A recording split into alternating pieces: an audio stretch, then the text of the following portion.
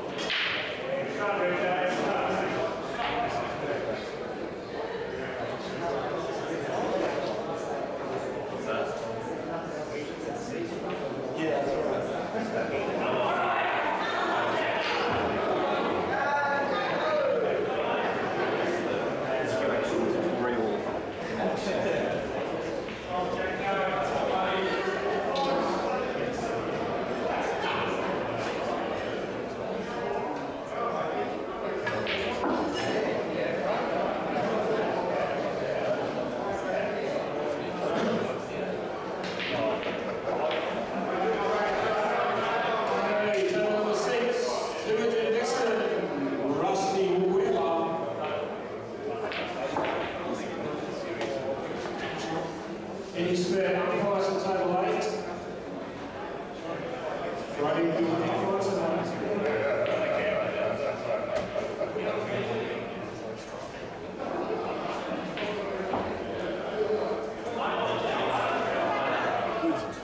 I know you're playing, but is this again? Ah, oh, nice. Yeah, I did it anyway.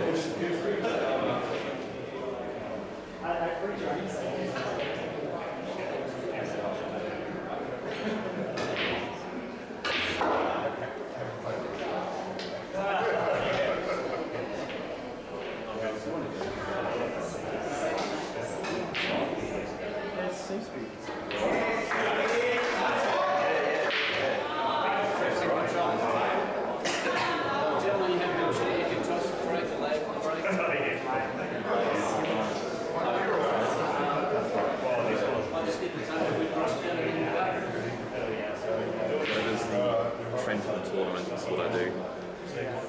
I fucked up going finals, best of one, the whole way, finals to best of one. I think as I said, went back and forth fucking ages. Finally got to best of round this week, 3-1 up. I'm thinking, one now already. I lost, won the next three. And I lost, I'm like, okay, from now on I don't fuck with anything. Whatever.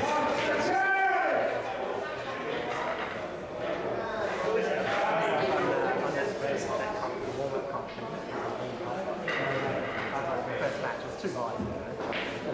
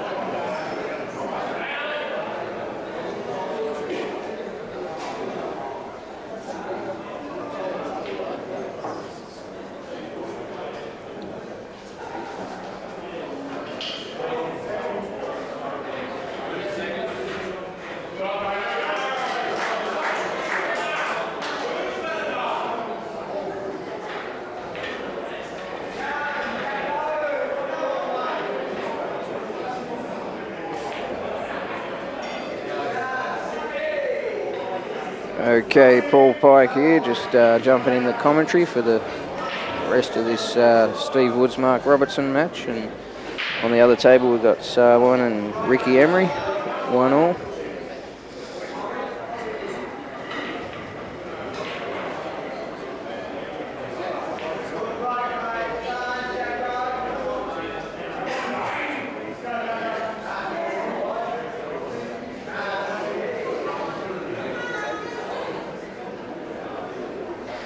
So Steve just looking at that bad yellow, try and get through to that off this shot.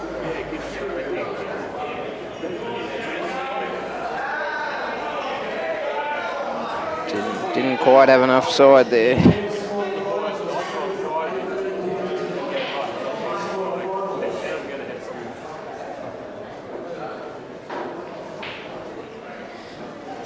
So have to reassess here, which is not an easy thing with the 20-20 shot clock. 20 seconds already been called, so he's under the pump.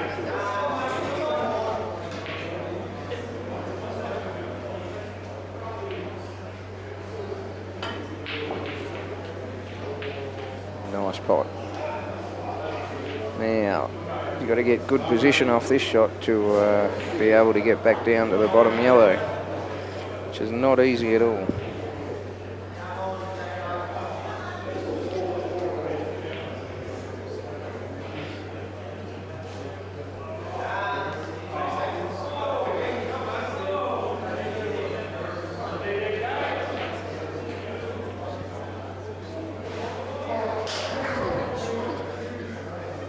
Tell you what, he's giving himself a chance. Yeah, very, very, very small area to land in to get on this yellow though. He can play it two different ways. He could screw straight down past the middle pocket and play it into the bottom right, or he could punch it off the cush with a bit of side and come past the black and pot the yellow back to the other side. So we'll see which way. Say he's using the cushion. Yep.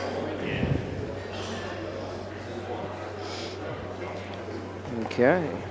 Now, I think you'll find he'll just drop this in and play the black into the middle. It's not much of an angle, so he'd really, really have to force it if he wanted to get out on the black. So I think you'll find he just drops it in, plays the black for the middle. He can play it at a pace too where if it doesn't pot, it will be in front of those two reds.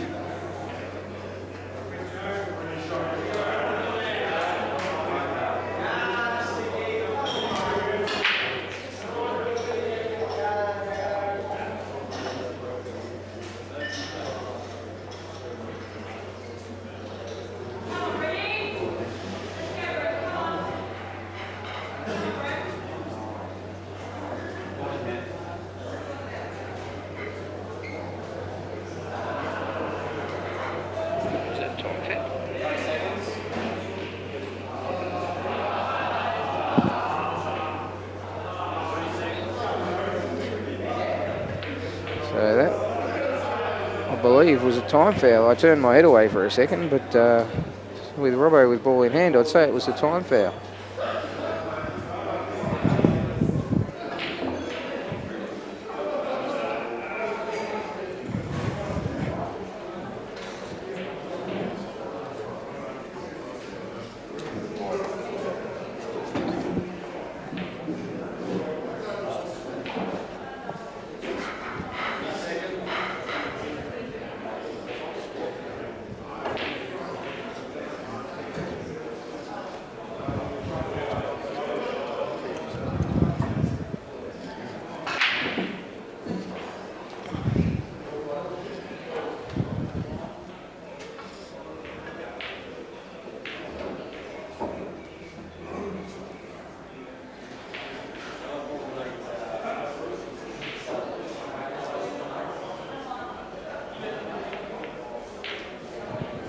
Nice shot there by Robbo, just promoting the other red.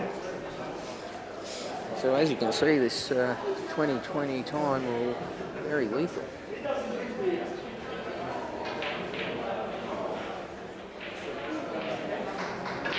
Such a big difference when the opponent can have ball in hand as well.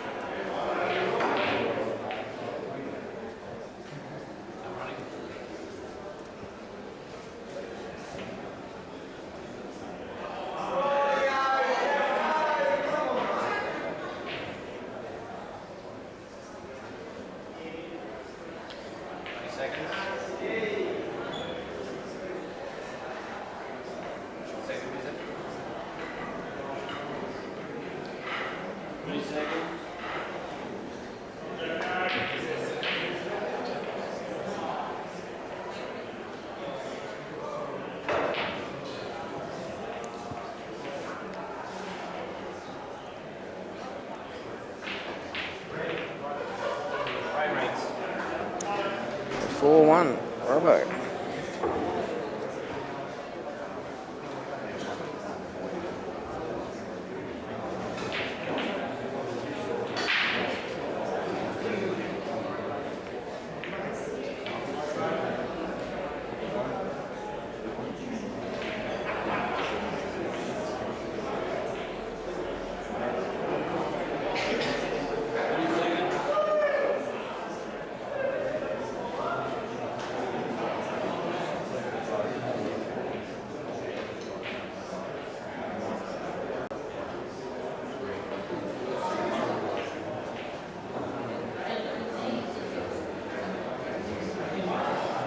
There's a slight discussion between Robbo, Woodsy and the umpire over the time calls. I think, not 100% sure, but I think Woodsy is saying he didn't hear the calls.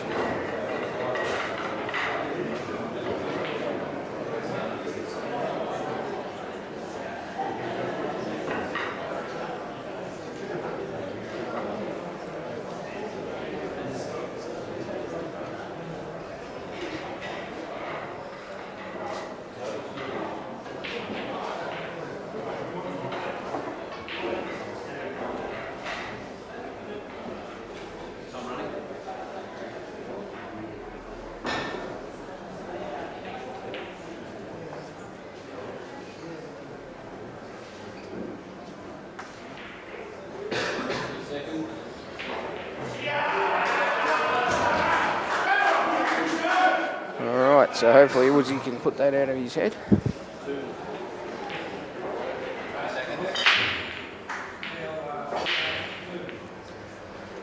Big smash. Open table.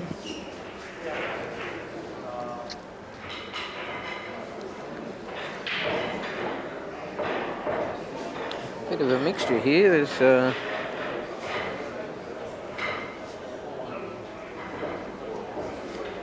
initially the reds look good, but the yellows aren't bad either.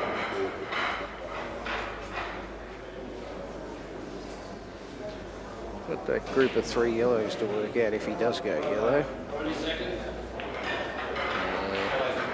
He's played that off the red on purpose to push the red to the rail, make things a little trickier on the reds. Bit of insurance. I'd say there's plants on in the middle the way he played that shot too. Might play into the 3 now. He's tried to go into the 3 there, just didn't quite get it. Now, does this yellow pass or what's the scenario here? If it doesn't, you may find him leaving Steve Woods in behind that cluster there and just opening them up a little. The plant was on. Yeah, they haven't come out ideal though.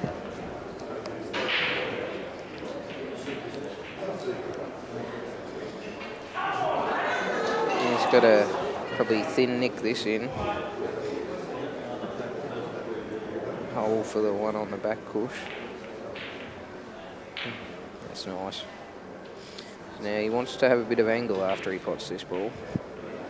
Does not want to be straight on the cushion on that second last yellow.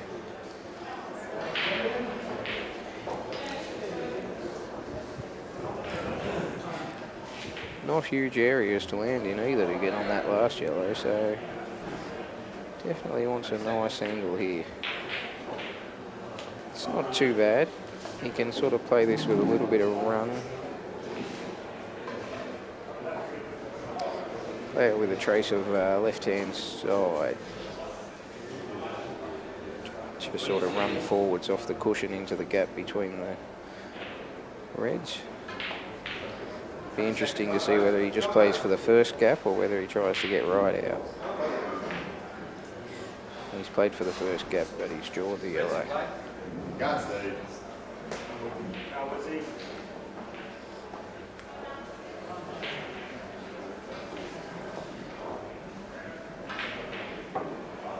So this is where that red that Robbo pushed to the side cush just makes things a little bit trickier.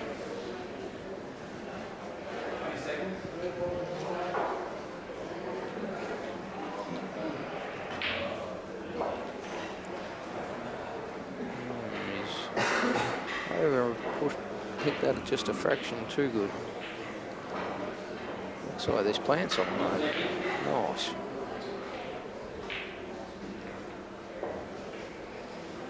Okay. Got some options here.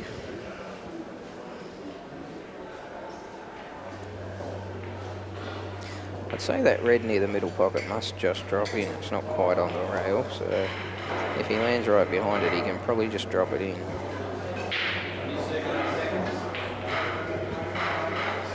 Which it looks like he is playing to land over there. He's either playing to land over there or to knock it.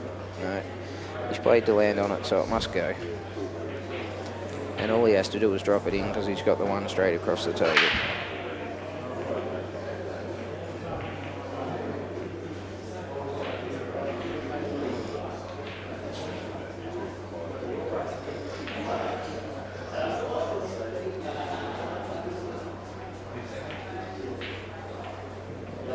Okay.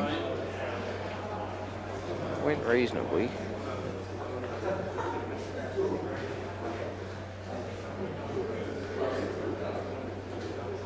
I think both these reds pass to the corner. If the one nearest the black spot goes, he'd be taking that first, I'm pretty sure. Depends on the angle he's got on it. No, he's taking the one near the black. Screwing off it. It's a nice shot. Perfect.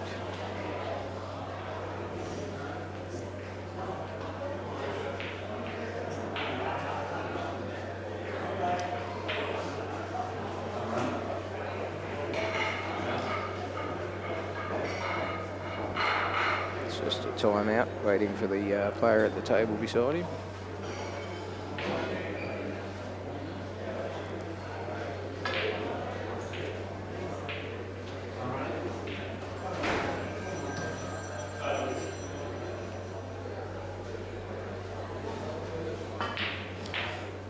Nice red. Elementary black here. And it'll be 4-2 Robbo's way. Just got a text in. I'll say g'day to Adrian out there down in Churchill. Hope you're having a good time.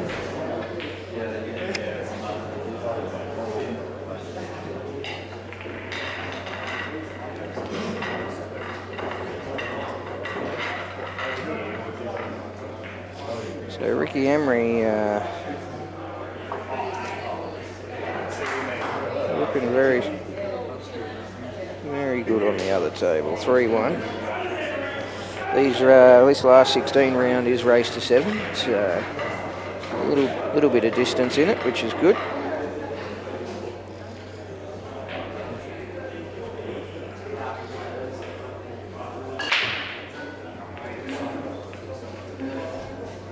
Robbo with the big break, but nothing in. He has left the white very awkward though. Not much of a shot on for Woods.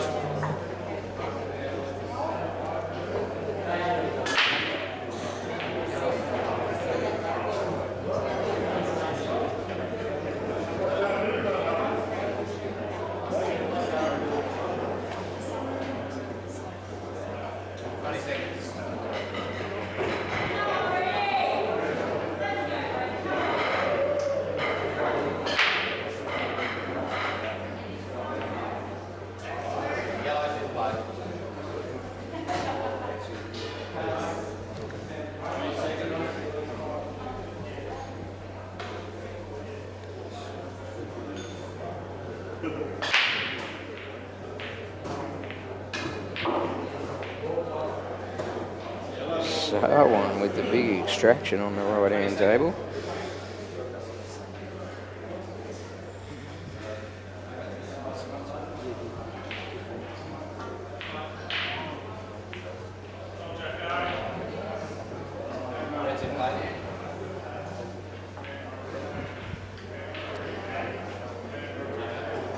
Oh, sorry. So, bit of ball on ball there between Woodsy and Robbo has sort of clustered things up a little bit.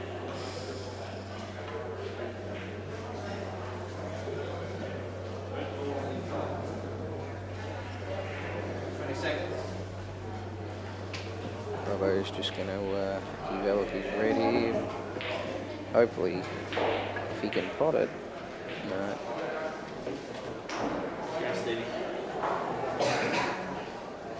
He's played to keep the white. Leave Woods not really much of a pot on the yellows.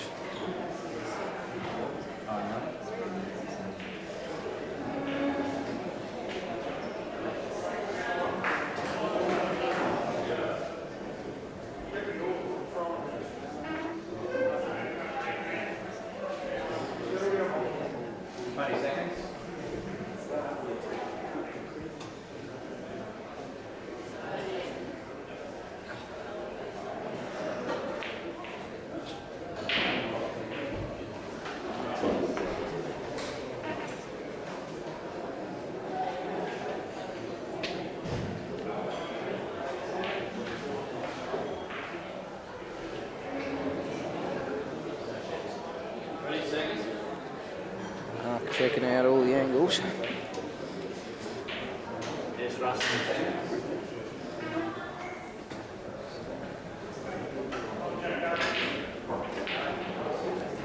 Trying to find a way to take control of this left-hand side pocket.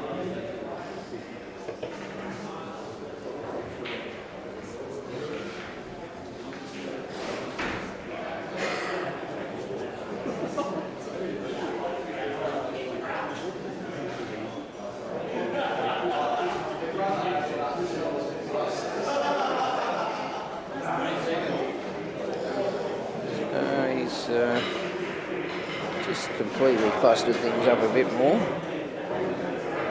Got a red in front of both the yellows, a red over the top of the yellow in the middle of the bush, and a red over the yellow up the top. Plenty of pull left in this.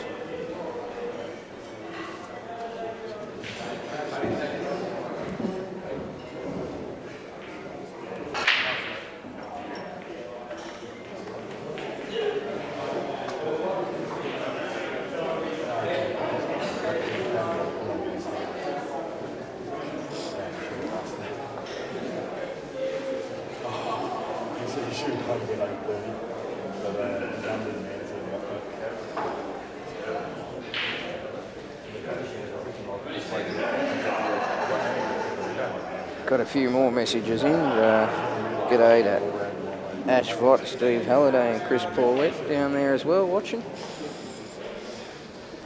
Yeah.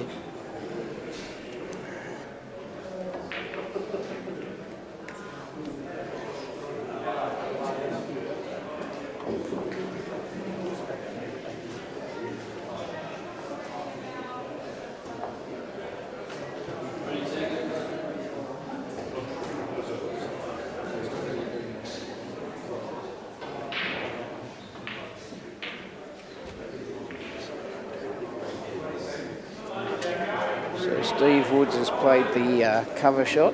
He definitely didn't want to pot that one.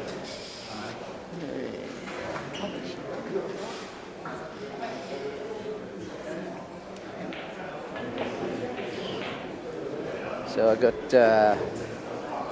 Victorian team manager Kev Harvey joining me here in the commentary. Welcome, Kev. Good evening, folks. I was on this morning there, Pikey, with the ladies, and explained to the people that you're always on with the ladies, Kev. Well, mate, I do see them as ladies, unluckily, so I try to keep it that way. I've seen your letterbox, all the fan mail. This morning I was watching some of them do really well, and I did explain to the people that I don't do any of the technical stuff. I'll leave that to someone else, and there was no one else here, so there was just advertising and fun. Hopefully I can keep it up and you can do all the stuff that tells them what's going on. Very good, very good. Okay, we got Robbo's 4-2 up on Steve Woods, and Ricky's 3-1 up on Sarwin. Well, Ricky and Sarwin are both from the same famous state of South Australia, so it's a bit of an inter-club game.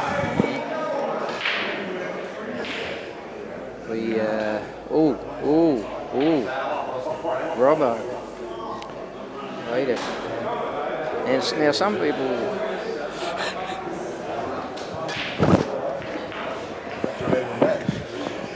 There's an error from Robbo. Yes. So that makes it 4-3. Robbo taking on a shot that actually affected the black to the point where it cost him the game.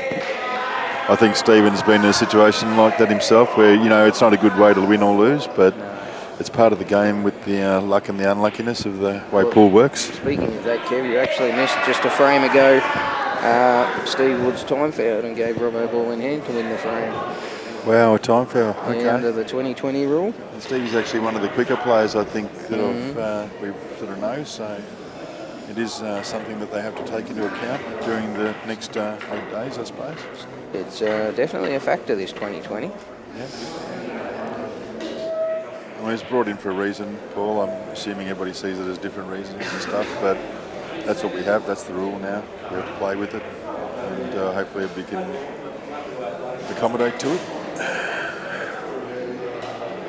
All right, Rick Emery on the black here, on the right-hand table to go 4-1 up. Oh, and he's actually clipped the yellow. He played it. He played it at a pace there. He had the intent to pot it, but if he didn't, it was going to be sitting over the pocket. So yeah, in theory, like I said, if he didn't clip it, it would have gone in. But it is as I think it actually. We can't tell again by the angles sometimes, but there probably could be an opening there for someone to be able to get on and land it. The first thing, obviously, is whether Kasakon can get onto the first ball to get him into the game. Yeah, I think Mark has also again missed the ball there and left it over the pocket. I think his intent was definitely to pot that.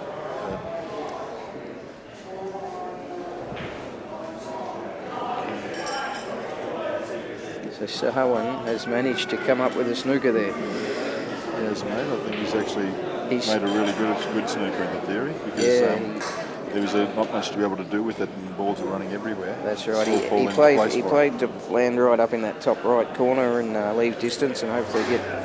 Well, actually, the ball in the middle closest to him, if that one actually hadn't been there, obviously could pot the black. So it was more, like I said, a bit of luck there. But when it's working for you, that's what it has to be. As Ricky clipped the yellow before, otherwise the frame would have been over. Yeah, he played for the percentage area to get the snooker. And, yeah, exactly.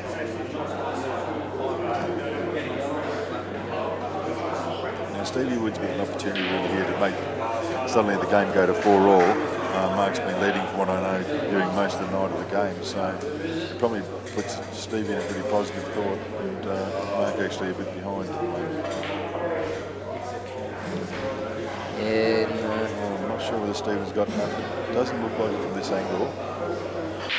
And I can see the table actually, but Steve's very good at extracting balls and continuing the game, so we'll see if he chooses to actually cover this pocket. Yeah, well, continue his shot to the he's table. got a few options here. Probably going to try and bloke the black now, isn't he? Yep. There it is.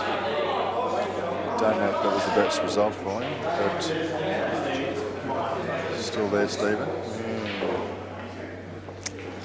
Yeah, just you can. I didn't realise Sarwan actually had the flu. He's got a virus on the back, and the medical staff actually told him to put it on his shirt for people to know, I assume. Oh, I didn't see that. So the question here is, looks like Steve Woods is continuing. He is one of those players that probably takes it on rather than holds off ball most of the time. He's got the option Well, he's a here, and very he can smart double player. the yellow and double the black, or And it looks like that could be the option he's taking on. 2 doubles to finish. Steve is someone who backs his abilities in his cueing and his action, and most of the time it does come up trumps for him, so I don't think he's going to find any safety here to stay in the game when he's in such a positive situation. Someone's taken the frame there on the other side. he's done well to win that frame, so Stevie Woods, Okay. very good control double there. Left himself another one to finish, but the match to 4 all. he may have to Back play there. this double a bit firm, I think, because depends. It's hard to see how far apart the red and black are, but yeah, he's collected the red. He's collected the red, a bit like Ricky collected the yellow before, just a little touch, and suddenly the game's, thought. Yeah, Robbo will make sure of this. It's hard to know what Robbo is going to do, but it will definitely be something that keeps him in the game if he doesn't feel he can make an out of it. With the ball near the 8 ball, might have been a 10 then, right? Change. With the stripe. With the stripe, that's right.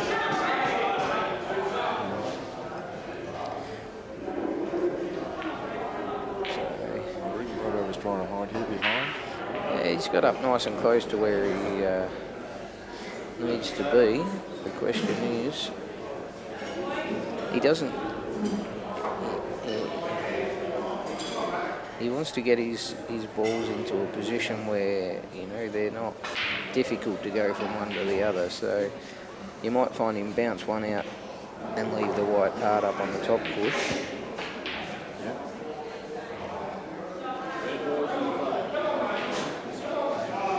So that it also, see the way he's played that shot, it also cuts out an extra angle for Steve because he's left him so close to the back rail. Yeah. I think Stephen, yes, will have to use a bit of side to get to that from the back rail. So he's looking at the side extraction. I think if he can, he would like to kick that off the rail and pot it over into the right-hand corner. And on the other table, Ricky's actually played a shot, not hit a cushion. So Sarwan's coming to the table. So he bought 2 shots in hand. He's gone for it. Okay, so now Robbo has the option of playing that bad red up the top and snoogering behind the cluster of 3. That's right. But he may play the pot first to get up there, I'm not sure. Just to guarantee a much easier snooker. And looks like that's what he's doing. Well, Robbo is definitely one of the more meticulous players that does, consider all his options, consider the way the frame's going to work out in nearly every shot he plays. He's very consistent on that. And really that choose whether he's looking to make the out or whether he's looking to find the safety, he would have worked that out already. And now it'll be about the execution on either shot.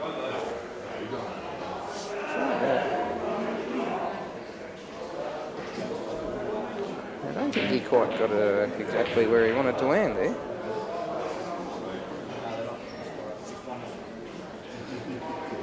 It's not exactly perfect now.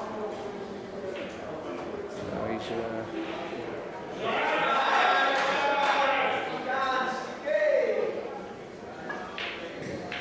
it's a great Robbo, shot. it's But a very nice extraction, but it still leaves him with 3 shots that he needs to take on to finish this frame now. Yeah, because he got rid of balls early where he could have played a safety, as you said, but yeah, but he chose to take it on, and he's got into a position where the balls are open now. He has to back his ability to execute. As I say, that's a big thing for me at the Australian titles pocket, that the best of the best are here, and execution is probably where it's going to make the difference. Whoever feels comfortable with their cue in their hand, taking on the shot. Yeah, it was the positional shot 2 shots ago that caused this situation, but Very much. Robbo now has sort of, I think the black is still on, but obviously the centre pocket now comes into play. yeah, he's Whether tried. Robbo intentionally left him on is another question.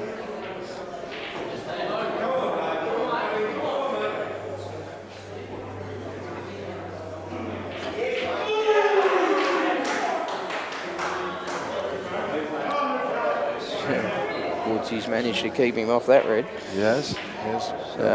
Made it too harder reds to go for. This is where you've got 2 options. You can play the snooker or the pot. The snooker's nearly as hard as the pot, so you'll find he's take the pot on here.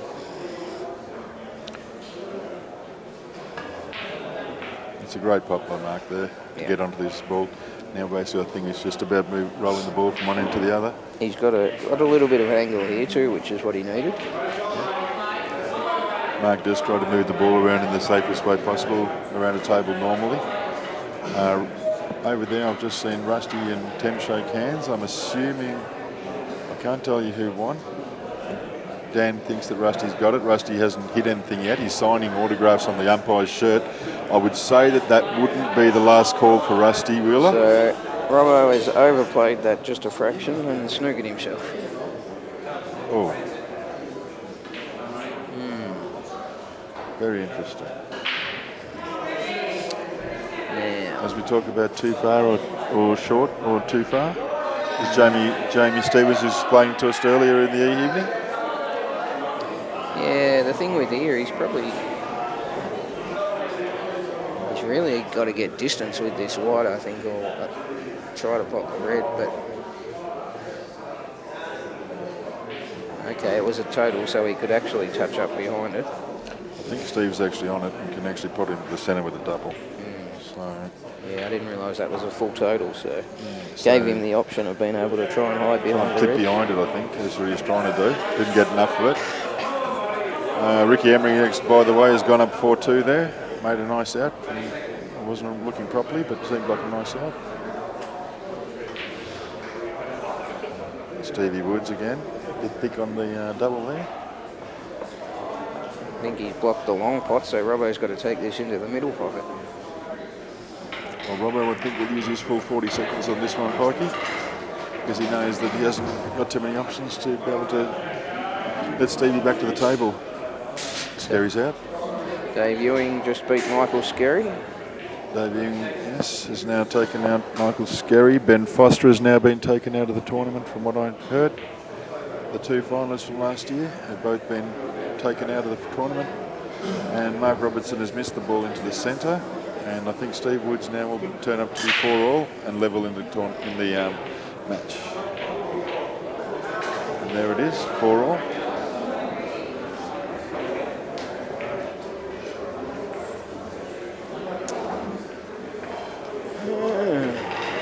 As a Victorian and the team manager here, I'm a bit disappointed for Michael and Tem, because Gus is left at the moment, Robbo's left at the moment. Paul Clack? Paul Clack, I'm not sure, actually, Paul's last result. He lost. Clacky's out as well.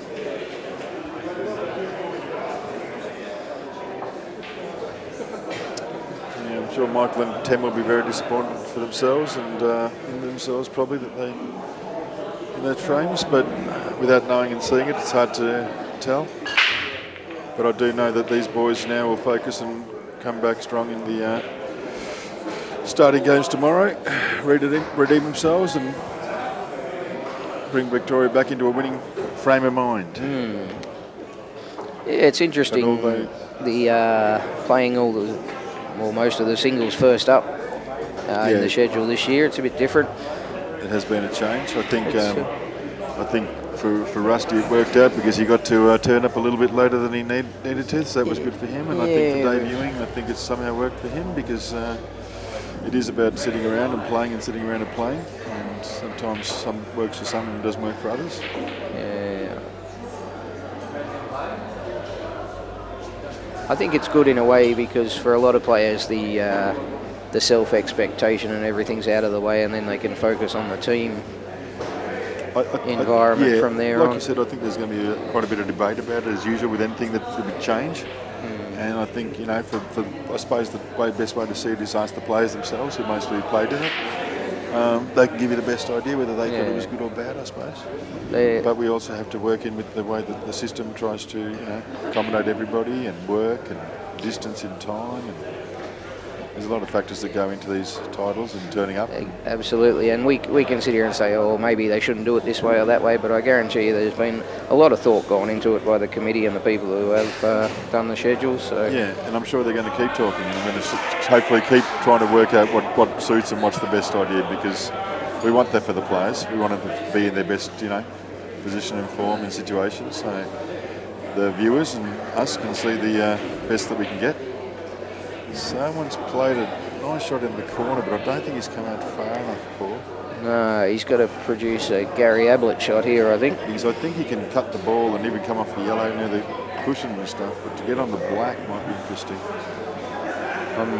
I'm dreaming for a squeeze shot off the yellow into the corner or something, but...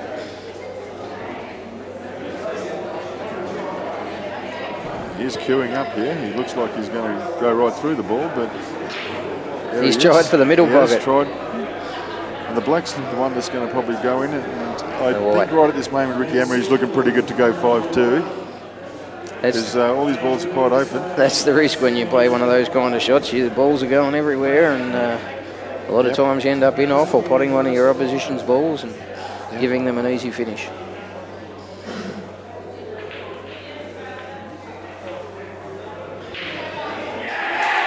So Mark Robinson's played that shot there, I believe, with the intent to pot the red, but played it at a pace where that if he didn't pot it, it would be in front of the yellow. Yeah, so it's a cover shot, you're saying? Is that what you call it? If it wasn't a cover shot because he didn't fully intend to cover it. He intended it for the in order of the over? He was playing the pot. He was playing for the pot? Okay.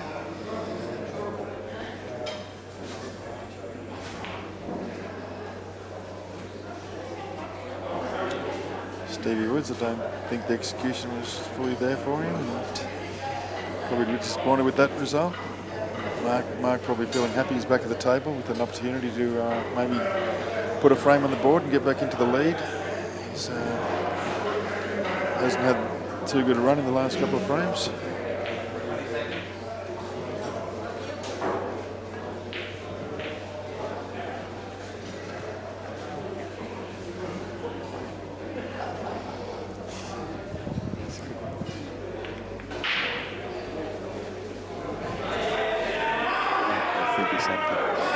So Robbo's going to screw back off this and play for the one into the middle pocket. Wants to be pretty straight on it, so he can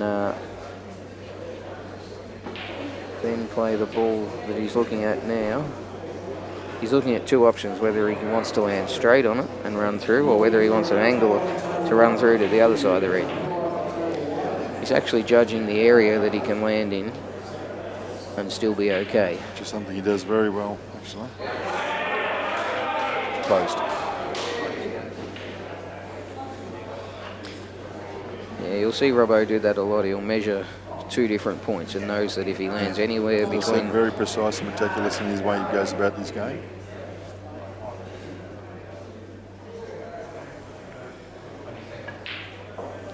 Oh, yes, he's got the travel. I think he has landed a little straight on this red. He might have to screw back off the side push. Depends how straight this is, whether he can stun up the table, but if not, you'll find he'll screw back. And come back out for the... Well, the black doesn't go into either middle, so he's just had a look whether it goes in the top right. Yeah. Well,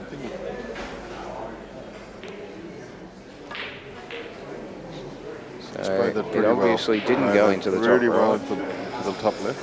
Ricky has gone up 5-2, taking advantage of Sarwan's mistake there with the white going in off. I think from what I've seen of that match, I've been more focused on the other match, but from what I've seen of that, Sarwan's just been that little bit looser than Ricky. He's played a couple of erratic shots that have cost him frames. Yes, I agree with you there. He's taken on a couple of things where he probably could have played it in a way that kept safer in the game. But And a lot of times that comes back to running out of position and things, you know, like, and you find yourself in horrible situations at the end of the frames where you have to play the big shot. absolutely, absolutely. It's part of the way the luck and the unluck goes sometimes. And then you find yourself looking good and then not looking good and looking good and then suddenly end up not looking good and again and you're still at the table. Paul. It's the beauty of our game. It's one thing, though, where I watch the real top players like your Mick Hills and stuff, and you never see them having to play that big shot at the end of the frame to win the frame because their first half of the frame has set up that easy finish. Absolutely, mate. And that's why Mick Hill is who he is, I suppose, in the level and the talent that he produces. And we might not see someone so comfortable in the game that he has become. I think that's what he found when you see him in Australia especially. You know, he's found it a fun thing to come out here, and I think he's tested his abilities and skills against the best that we have. And some of the boys we have are fantastic players. We proved that by winning the world title this year. As a team, some of our best curious went over there and did a great job. Sorry, 2 years ago, now that I think of it. And I have to say that with blokes like Mark and Steve that we're watching here, you're talking about, I know Steve hasn't won an Australian title, but you're talking about 3 times. Mark's been in 2, I think it is, himself, or Wayne beating Rusty in Queensland, I was there.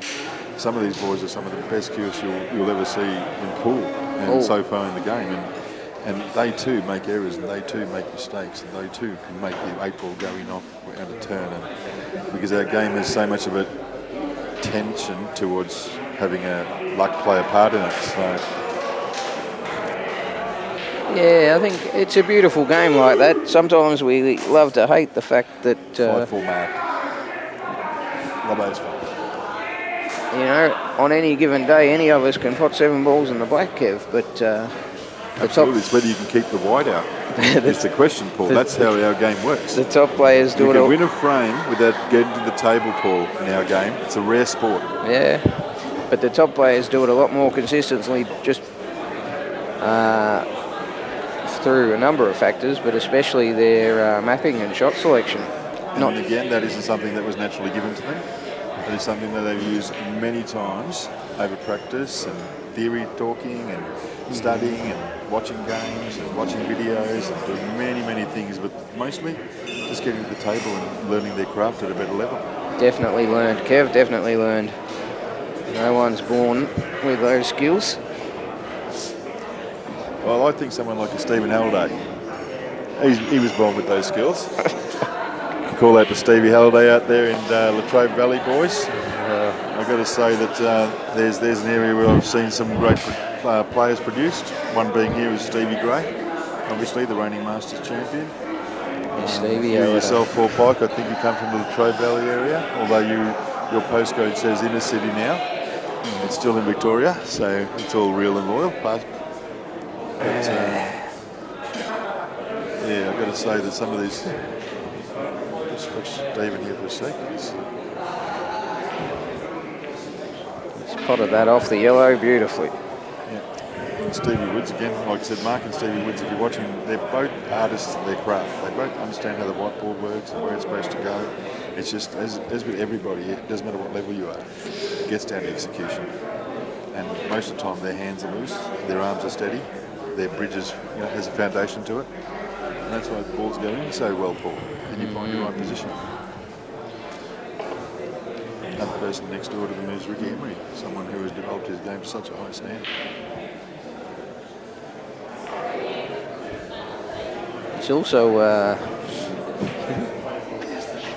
He's also developed his arms quite well, Kev, that Ricky Emery. Well, I've got to say, Mark and Ricky and young Michael, who've been training here a few times. Mark and Michael decided to bring their bench work up to give them a little bit of strength training in case they weren't queuing through the ball properly.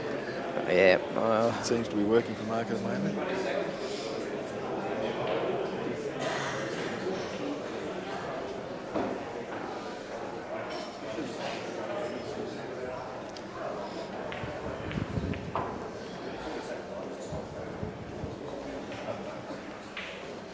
So Mark's definitely played that shot with the intent to cover, Kev.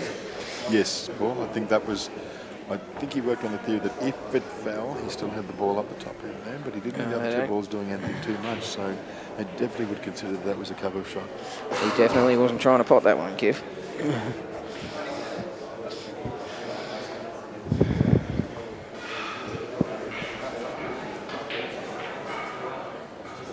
Oh, is this on? Is the yellow on inside the red, Kev? On I think it is, mate. I think it actually Ricky's. is. I think Ricky might be on here. He's got a nice little bit of separation on the yellow and red there, and Robbo's actually got 2 shots. I just noticed that while we were looking at Ricky's game, Steve Woods has potted his red onto the eye. yep. And Robbo has 2 visits here with And balls in position. In my honest opinion, I think that's a very good option, Kev, because Absolutely, people don't use it enough early enough ball. you know that ball for Robbo was massive in the frame, and Steve Woods saw the option where he could get rid of it. See, and he's forced Robbo to play a shot where. Well, Mark has thrown a bit of caution to the wind with his first shot, in theory that he probably thinks that it's best chance to attack and take the frame to himself. Oh, I think it was the right option what Mark did there, but these are still on because the yellow does go down inside the red. So That's right, mate. It has fallen in a way for him to execute and finish the frame, but he has to do that. He has to take on the shots as he sees it. he's 100%.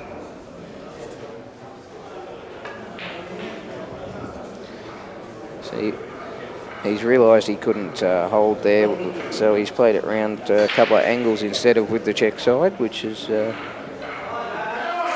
worked out very well for him. Yeah. This is a little bit tight. You've got to be careful because if you catch the red too thick, you're going to draw it out. He's got to be a little bit careful here because he doesn't want to leave a gap.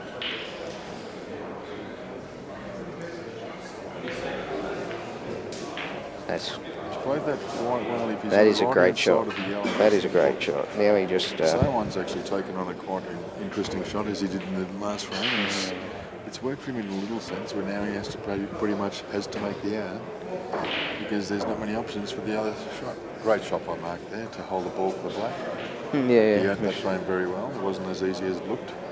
He took an opportunity and opened the balls out. They fell right. And he's taken the frame to make it 6-4.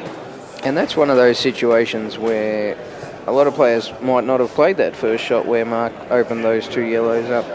Absolutely, but that was, I think that's what I say with Mark and I actually been talking a few days, and he took the opportunity of something he probably wouldn't do as a percentage shot, but in his head at the time he might have thought this is the percentage shot.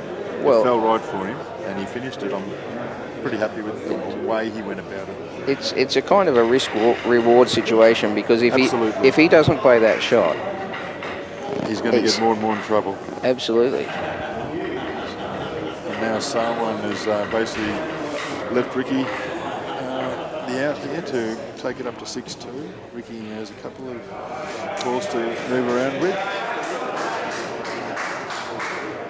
This is a little tricky for Ricky. He's playing, yes, I thought he was trying to do that.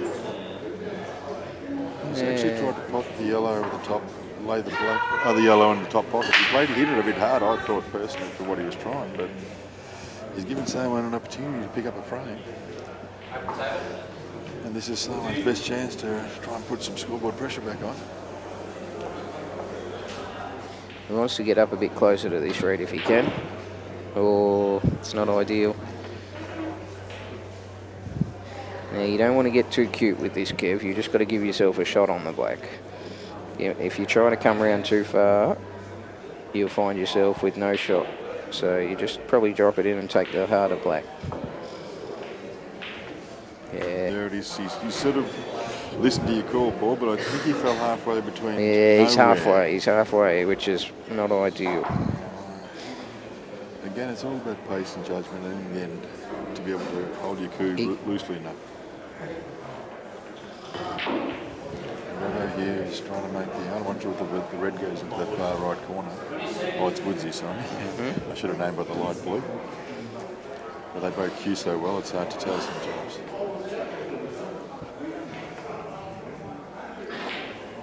Good pressure pot there by Sarwan. Pressure pot by Sarwan. Scoreboard pressure, 5-3. Big difference between 6-2 and 5-3 in a race to 7. It was a big black because Ricky had a very good opportunity of actually taking that frame just before he let back someone back to the table. So I've got to say that's probably a 1.5 frame turnaround for him because Ricky'd be feeling pretty upset about that. It's even bigger than that. Like, Sarwan has to win 5 in a row to win the match if he loses that frame. Yep. If he wins that frame, all of a sudden it's 3-5 and the match is pretty even. Yep, very true.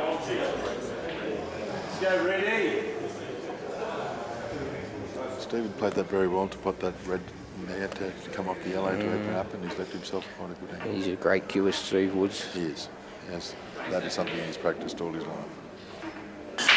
Definitely not something he was born being able to do, Kev. Yeah. Now Ricky actually, with his light shape that he has prodded the ball off the break. With his light Usually shape. the ball's being scared that they're about to get hurt. Or snap in half. I've never seen a pull ball break, but I think Ricky actually, if he squeezed one, might be able to make something happen. The boy has done some incredible work with complete intent. I think he's actually a PT now, is he something? Or he's done stuff in that way where he's trying to help people to be healthier and He's done a lot of things as Ricky. take care of themselves. And good on him, mate. He keeps his brain ticking and his body working. I think he's... Good for him. Good to see him at the Nationals, actually. Oh, good to see him with a cue in the hand. Absolutely. We're better for it. Oh, Stevie Woods has missed the last pot. He's landed on the black but didn't pot that ball, so he's led Robbo to the table. Yeah, and this There's a few is... options here. I think Mark will be taking a safety option. These are the situations where Robbo is 100%. Like, you very rarely get a chance back. Whether he's potting out or whether he's developing and leaving you nothing, Yeah, he's very methodical the way he goes about these. absolutely, mate.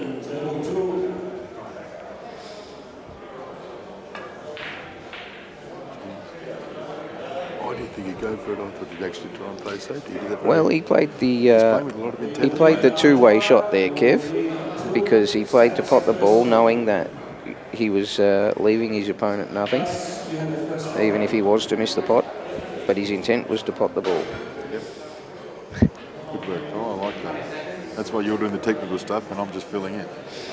Well, I'm learning a lot While off we're you this filling in, week. let's go back. I'm learning a lot off you this weekend, Kev. All week.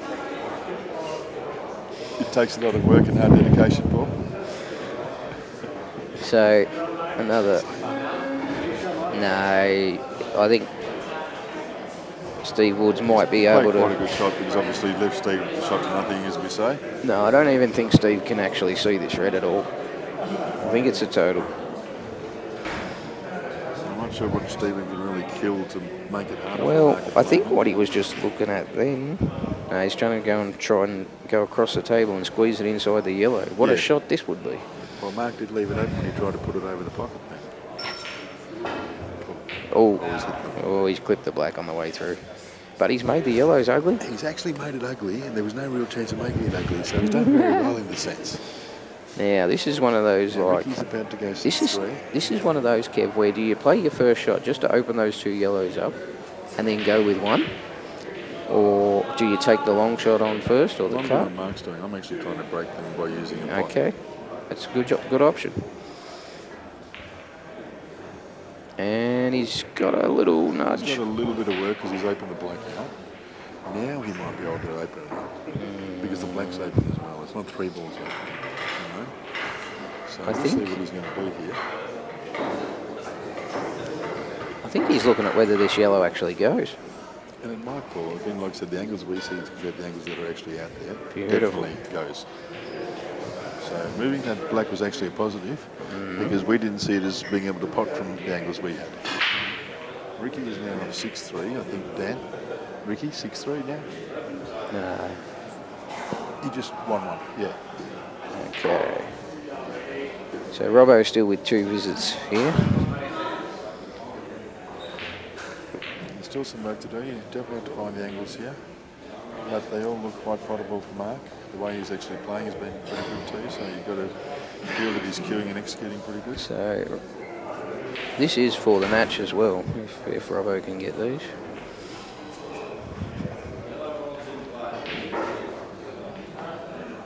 And Ricky out there on the hill as well. He's chosen yellows to play. Come on now.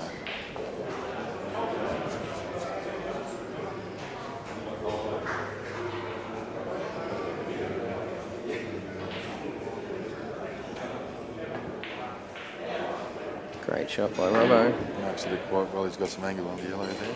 And Ricky's actually potted the ball quite well. He's quite open himself. I think there's a chance for both players here on the hill to take their opportunities.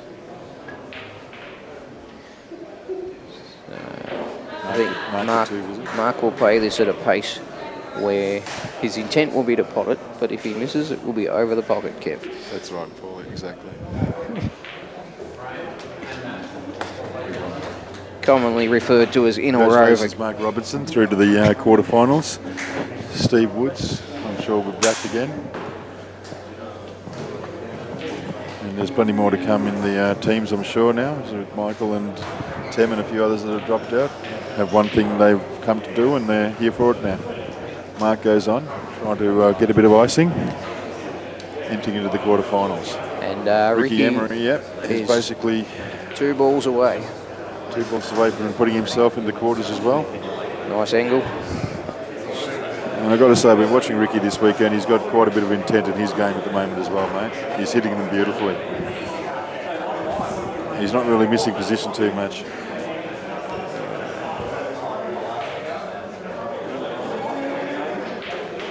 And there we go, folks. Ricky Emery and Mark Robertson through to the quarterfinals. Sarwan Naker and Steve Woods, respectfully, will be competing for their teams starting tomorrow.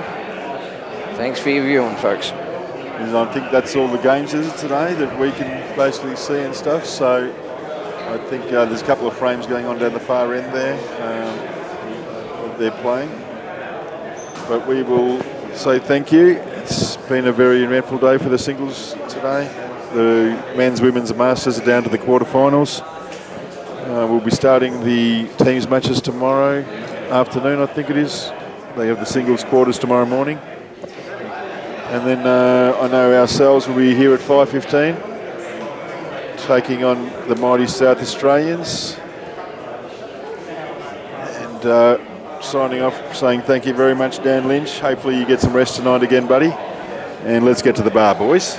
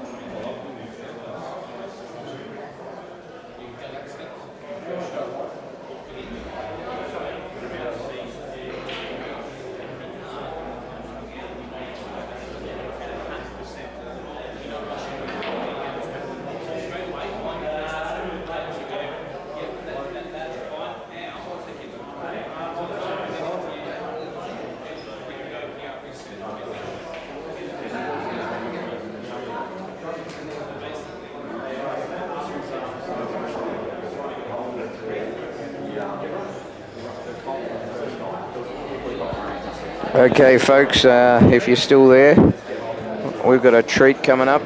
Rusty Wheeler versus Mark Robertson on the ACT optical table here on Cue Ball TV. So grab some popcorn, grab some drinks.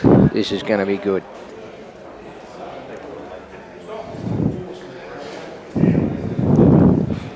Two rangers battling it out.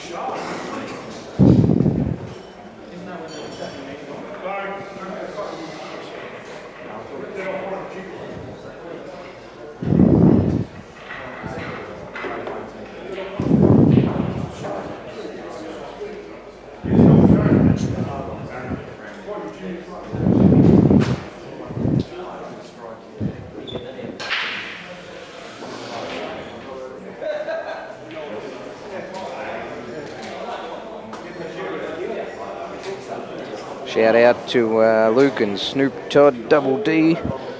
Hope you're enjoying the show.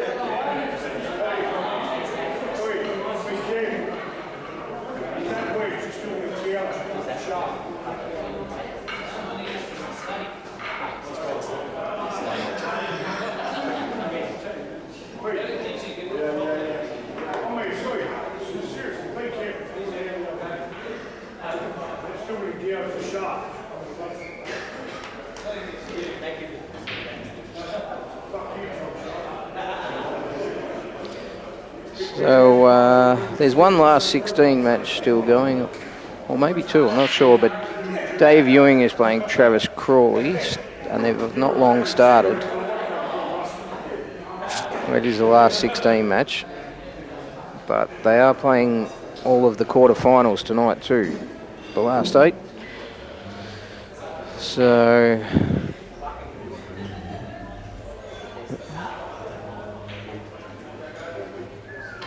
I think 2 of the matchups in the last 8, Justin Sage is playing Brent Reed and Mark Robinson is playing Rusty Wheeler. They should be 2 great matches, and I believe they're both here on Cue Ball TV.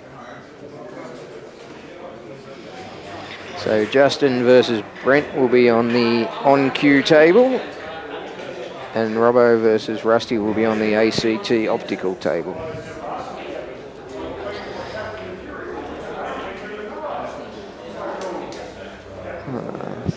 Four of the greatest players around.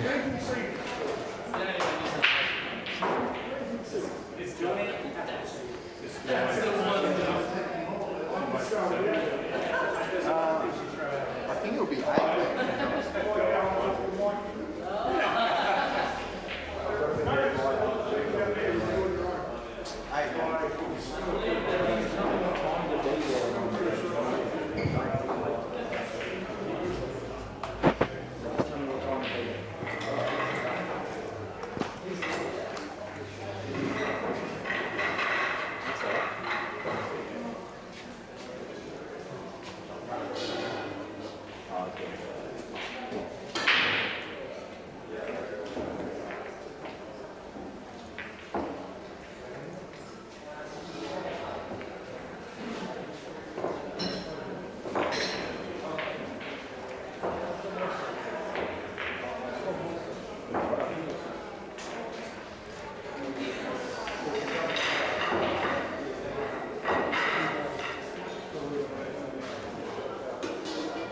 So these 2 matches coming up are the quarterfinals of the Australian National Singles Championships for 2017.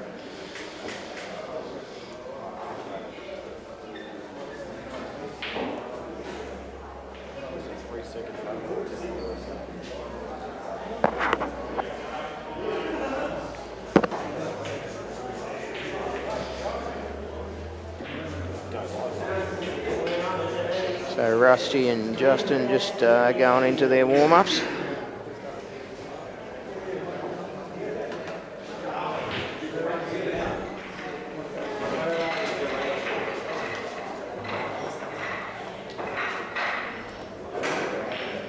Evening, Pikey.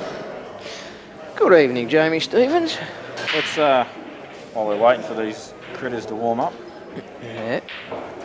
why don't we do a bit of predictions? Predictions. I was going to do this Facebook Live, ladies and gentlemen, but Well, I didn't realise they were actually going to go all the way down to the last 4 tonight, and it's just caught me off guard. I am telling you now that on table 8, the ACT optical table, Aranga will win that match. Aranga will win that match, so it'll either Rob or Rusty will get through there. That's a fair call. But who do you think will win that match? Well, you're putting me on the spot there. I mean, From the two players, from what I've watched so far today, I think Robbo is playing better. yeah. But you just don't know with Rusty, do you? He just produces Well, from nowhere sometimes. this is the thing where I'm at. They have two very different styles. So if Rusty makes clean outs, I think he's favourite. Rusty's just finished. Just heard him say he doesn't like these tables at all. He does not like them. He likes JR's tables. He does not like these ones. Well, I think if he misses a few shots here and there, I think very much Robbo becomes favourite. But Rusty's game plan is to not miss.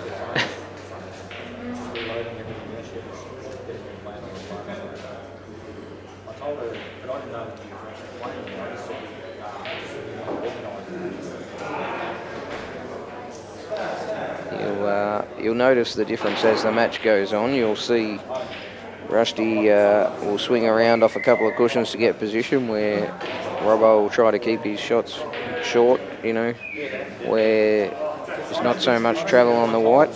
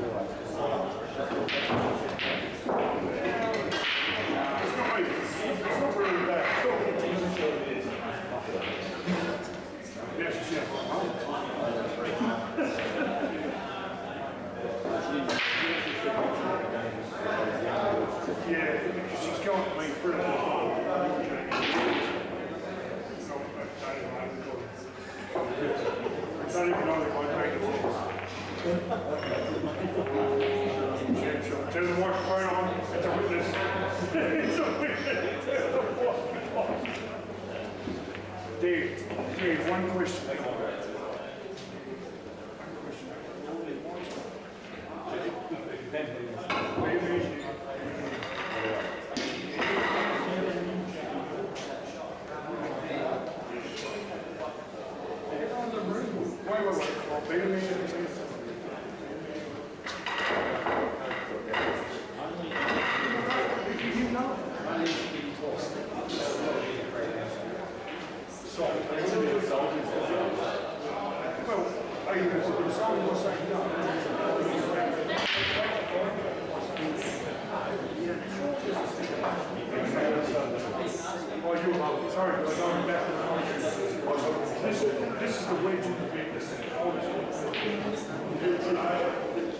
Sorry, folks, we've been really heavily annoyed there by Dax Bosley, who's in rampage mode of being an idiot right now. Okay, so back to the predictions. Well, how do you feel about the Justin Brent match? I feel that it won't be a highly entertaining one. Ooh. From the fact of aggressiveness. I think it'll be very tactical. Yeah? I think it'll be. I think Justin will be probably more aggressive, and I think Brent will try and slow him down. He'll try and kill Justin's flow. Yeah, I think Brent will probably be a bit slower on his shots, but I still think it'll be a pretty free-flowing match. I really do. I think it only will be if Justin's allowed to get amongst the balls. I don't think Reedy will want it to be fast flowing at all. Yeah, that's true. He might try to put the clamps on. Yeah. Now, Gus DiGiorgio playing. Who is he playing? Marcus Jackson. Now, a lot of people have actually come to me going, how's Marcus Jackson got through this far? Well, Marcus Jackson's actually a very good player, so that's how he's got through this far. I think he played Paul Clack last round. But Gus just annihilated Ben Foster 7-2 and basically didn't miss a ball. I think Ben said he had two shots for the frame, and Gus was upset because he missed 2 balls. So Gus will be favourite in that match off current form. And Dave Ewing is currently playing Travis Crawley over there. Dave Ewing's just knocked off Skerry, who's been in the final the last 3 years in a row. So he's obviously playing all right. Actually, I commented during that match when they were 2-2, I think it was, or maybe 2-1, and I actually said that I think this is Skerry's hardest match because I think Dave's style, it's suited to beating Skerry. Yeah, I've actually watched a couple of matches with Dave Ewing lately, and I tell you what, he's at very danger for this title, I'm telling you. Good player, don't worry about that. And him and Travis Crawley, like they're a round behind at the moment, and that match has not long been underway. I think that's going to take a while. It'll become quite tactical again, I think. And the winner of that, who do they play? Ricky Emery? Yeah, I believe so.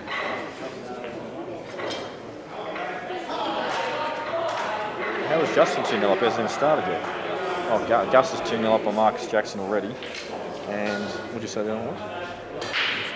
So Dave Ewing's 2-0 up on Travis. So I'm actually half surprised Ricky's got through as far as he has because he was a little average early. But once he's cut that crazy black in, everything's just turned around. I'm telling you, that unit just looked at some of the balls and they just fell in. Jumped in out of fear. That's what he did with the black ball that he smashed.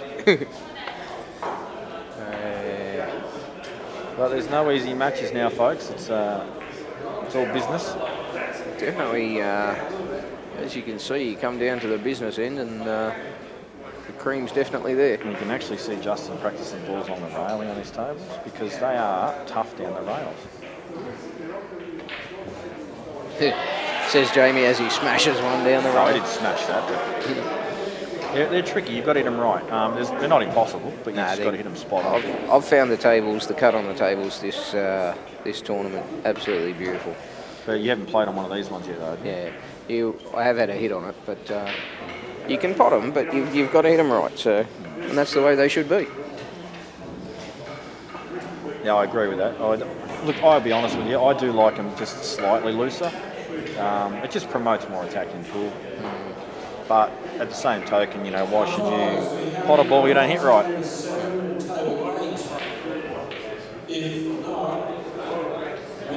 But yeah, Rusty's not a fan. We know that. Robbo, well, I don't know what Robbo thinks.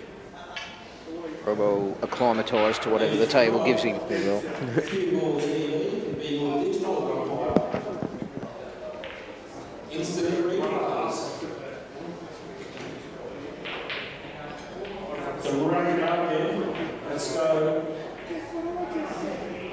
So we're 8:40 at night. It feels really weird, I've got to say, folks. So it's 8:40 at night. We're starting the quarterfinals of the Australian singles title, day 2.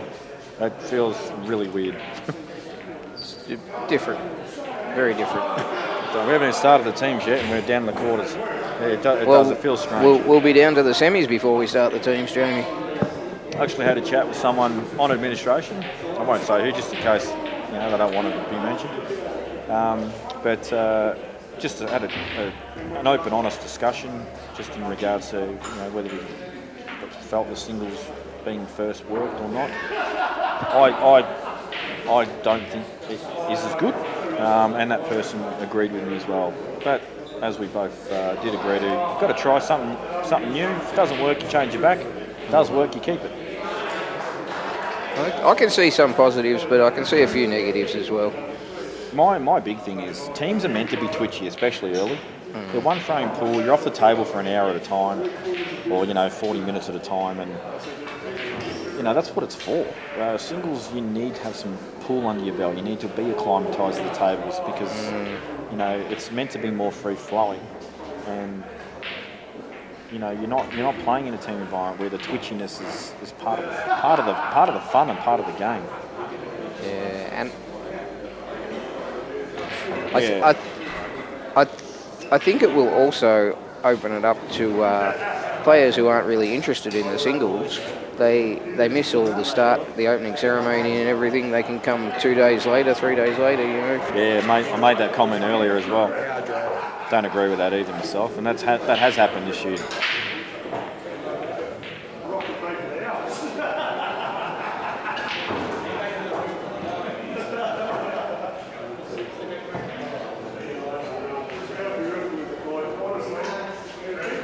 I reckon, see that ball that just got jawed then, like Brent was practicing, I reckon we're going to see a bit of that this match.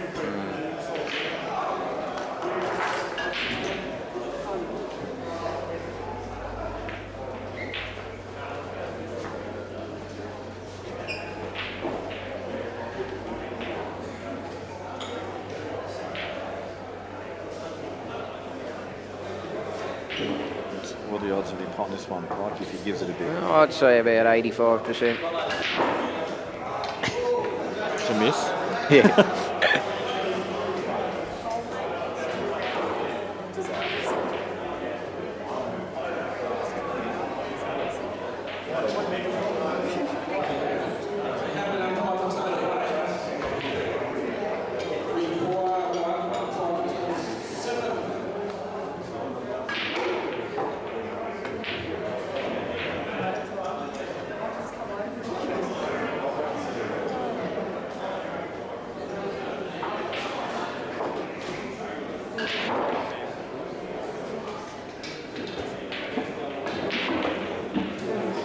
So Jamie Stevens has just become bouncer. I have become supervisor of Dax Bosley's behaviour.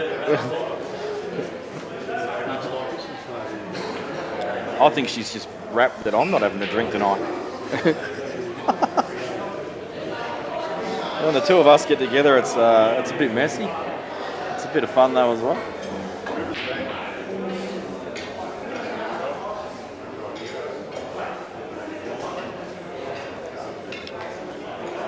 This practice session's taking a while. I just got a text in, random text saying Rusty's looking slim and trim. That camera must be fake.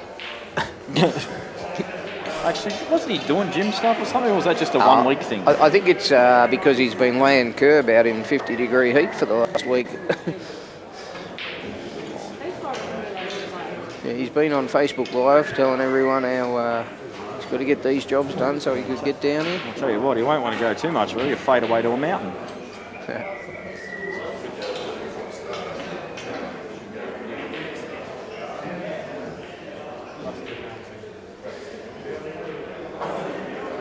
Matty Kerr was sitting next to me, just says, Rusty cannot beat Robbo. He's made the call. Oof. And I'll give you the mail now, Matt Kerwood, not the worst predictor in the room. So, be interesting if there was a book, who'd be favourite here, Robbo or Rusty? I think it'd be pretty even. I think so. I think a lot of these matches would be pretty even, to be honest. I mean, you're down to the quarters, Yeah. which means everyone's played someone that can fire and they've done the job. I don't know what the hold-up is. I think maybe the hold-up is umpires. We're waiting on umpires.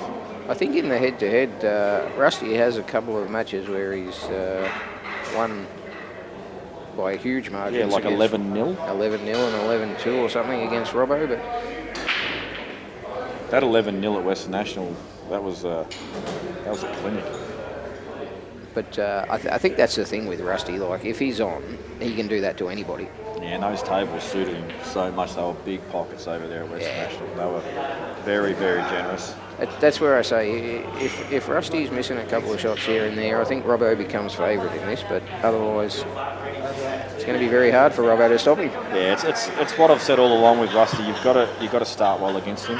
You know, Matty's lost to him 6-4, but Matty said he chopped up the first 3 frames and let him have that 3-0 lead. Hard to come back against a bloke like Rusty when you do that. It's all about taking those opportunities too, because a lot of people, you know, all they see is Rusty potting balls. He does miss too, you know, but you've got to capitalise when he does, because you're not going to get many opportunities. Oh, so these guys, they're sick of waiting, they're starting. The umpire's just turned up. And they have lag for the break. Robbo is looking a bit heavy there, and Rusty will win the lag. I wonder how important this lag could be.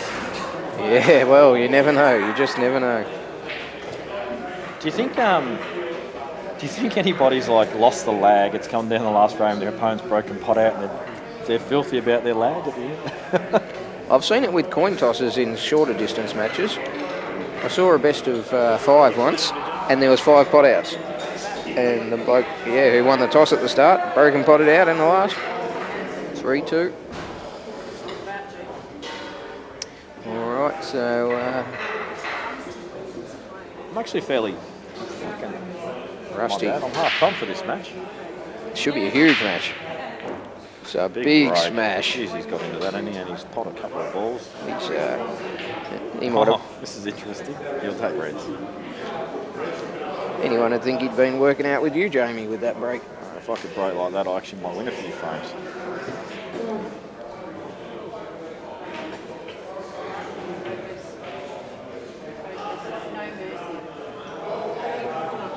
He's elected for the Reds. Oh, you'd be crazy not to. It's all it is about getting this ball in the middle on an angle, just to flick this other one down the cushion, and everything's elementary after that. Which he almost got there, but not quite. Stun off this one and just get himself centre table, just before the middle pocket, just like that. Perfect. And you watch, he'll push this ball down the cush. He won't hit full into it. No, you've got to cut it down. You're right. And he's hit it a little thick. Yeah, it was a bit thick, but he's got the ball at the other end as a backup. Yeah, he wanted to be on that ball, but it's made things a little tricky. Yeah, a bit of right-hand side here and take the right-hand side rail before the middle pocket. That's the way Rusty will play it. Well, he's actually cool. I don't think he meant to catch the yellow there. But, so the idea is there you catch the right side rail before the centre pocket, and you've got sort of a large area you can land in, but he's still good here.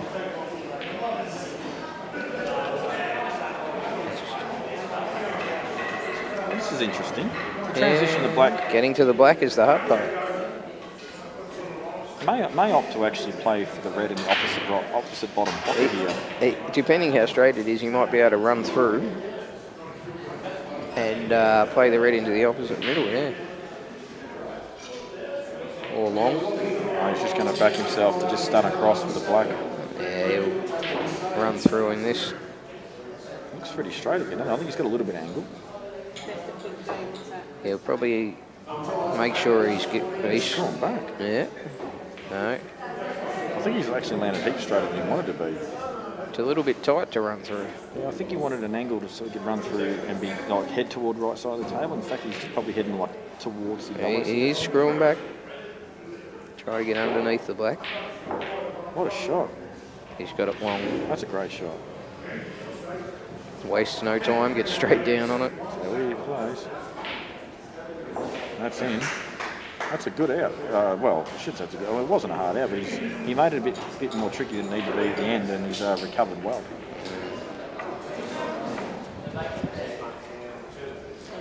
So, as we expected, Rusty's attacked the game there and 1-0. Yeah, Robbo's nothing Robbo can do about that frame since he didn't get an opportunity. It's all about how Robbo responds now.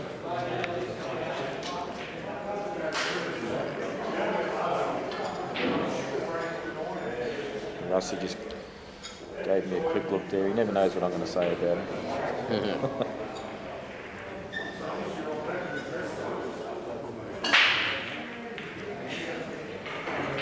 Big break from Robbo as well, and he's potted ball also. And once again, one problem ball to deal with for the yellows, but he can negotiate it reasonably quickly by getting down to the bottom end, the top end of the table as you see it, and just getting on this ball in the left-hand pocket and just getting himself a nice little nudge on those two balls that are together. And either opt to do it now if he's got the angle to stun down, or stun for the one on the right-hand side, and then drop that in and play it. Which is, yeah, that's what he's going to do.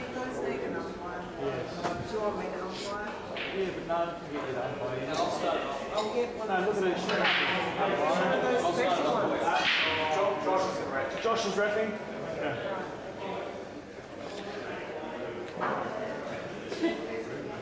Robbo playing the plant here. Yeah, I'm surprised at this, to be honest. But maybe the angle's too great for him to have played the other ball and come down to the bottom cushion. So he's just made this a bit tricky for the cannon. It's not ideal, is it? I'm actually, the more I look at that, the more I'm surprised he played it. But as I said, this one might have been too thin on the right-hand side to hold the white to the bottom rail for the cannon. This is an awkward shot if you're playing it with side. I don't think he will. You know the other thing too, Pikey, maybe that yellow's actually on to the middle and it doesn't need to be moved at all. Because the way he's playing, it suggests to me that it is actually on. You could be right there, Jamie. Yeah, it's on for sure because he's just checked the line. Yeah, he'll run round off two cushions here. Oh, I think he might stun off the side.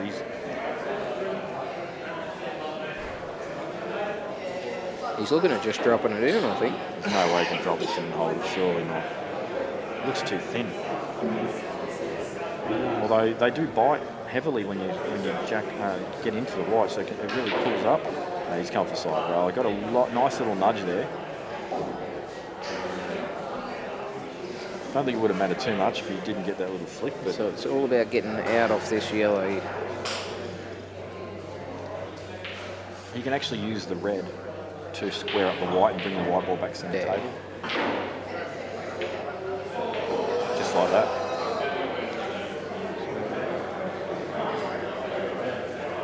I think he would have liked to have been a little higher up the table there for the and be nice and straight on this yellow that he's closest to, but he's just fallen a little bit sort of out of angle. Might even take the other yellow first. Well, I think he has to now and play for the yellow in the middle or the top corner. It's just a soft screw. That's all right. It's a nice shot. This one, Pike. Stun across the black in the middle. Do you come off the top cushion and play for the same pocket? He's playing run through. Oh, he's checked it right up. Like a boss, Jamie. He did boss that, didn't he? He could play ball, would have gone on the other side.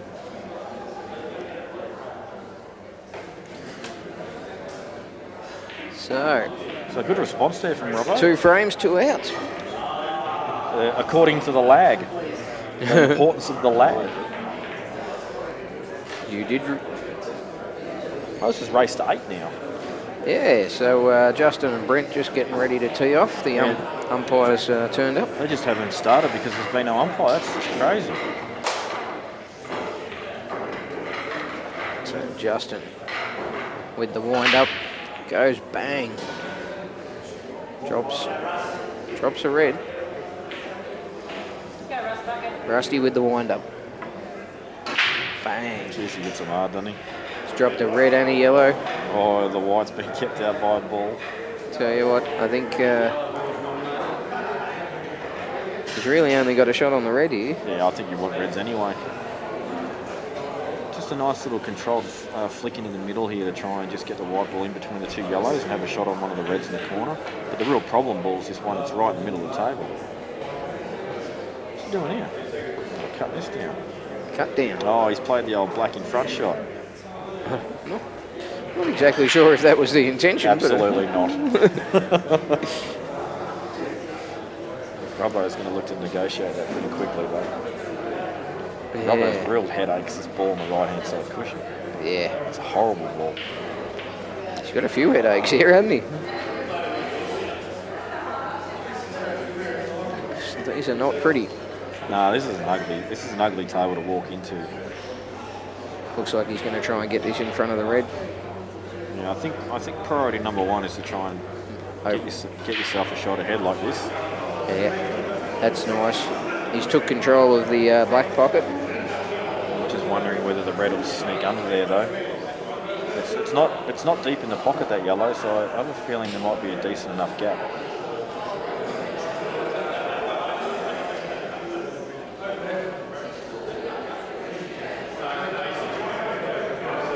If it goes, then actually Rusty will attack this frame and have a dip.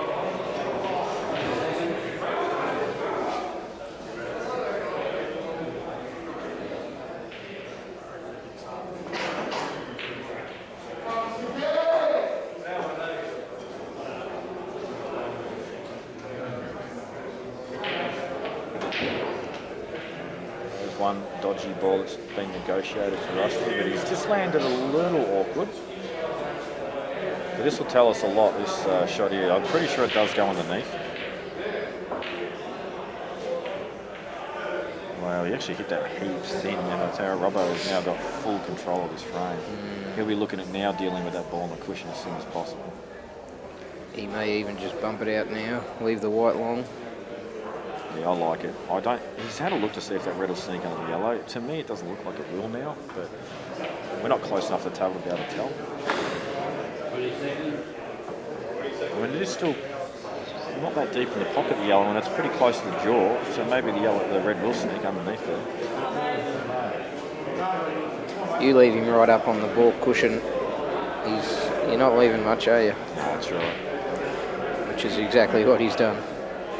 Robbo's actually played to pot that as well, because he knows he's got options after it. Yeah. But he's played more for the white.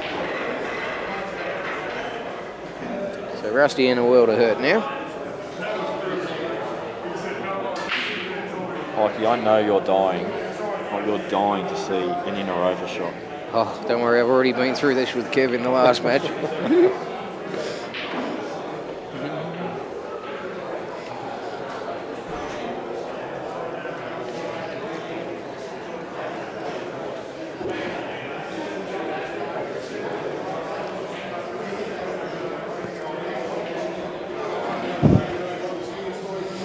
Rusty's put the white ball in a reasonably decent spot, right?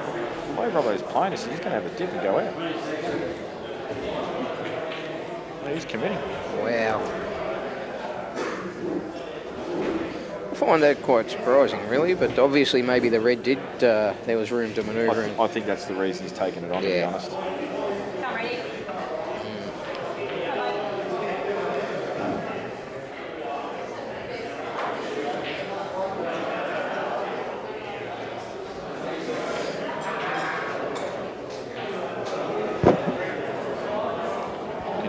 Nudge. Oh no, he wants to be straight behind this yellow, I think.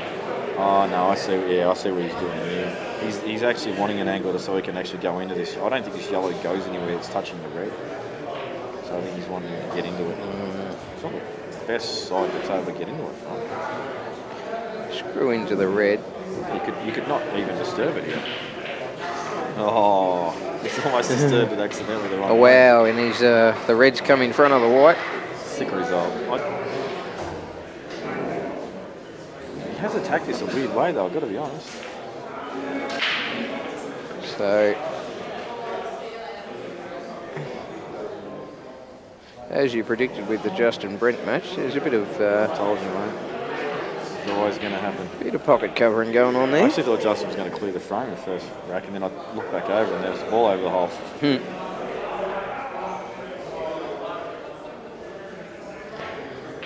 Safety shot here. He's going to try and, I thought he was going to try and sneak behind the black there. Tried to smother the black, but it's not a bad white. It's pretty good.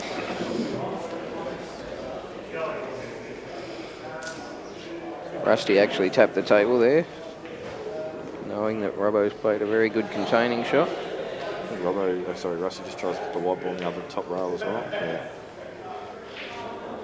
A little bit of cat and mouse going on there. Yeah, not something I expected to see too much in this match, but it's required at this particular moment in the frame. Can't just allow your opponent to have free reign of being able to develop that little pack there. So if you are a player who likes to enjoy the tactical side of the game, Brent's just dropped the red right on top of the yellow, and Justin's given him 2, so a bit of pull left in that frame. Yes, I'm actually... Oh, there is a gap between that red and yellow as well, so it will come out. Oh, Robbo has just locked his frame right down now.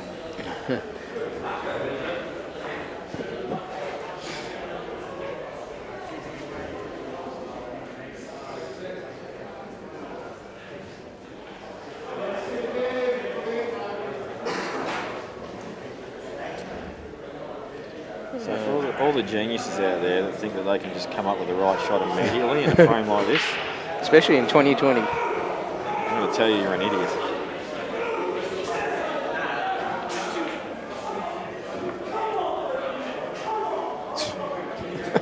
Someone's getting really excited over there. That's Dax.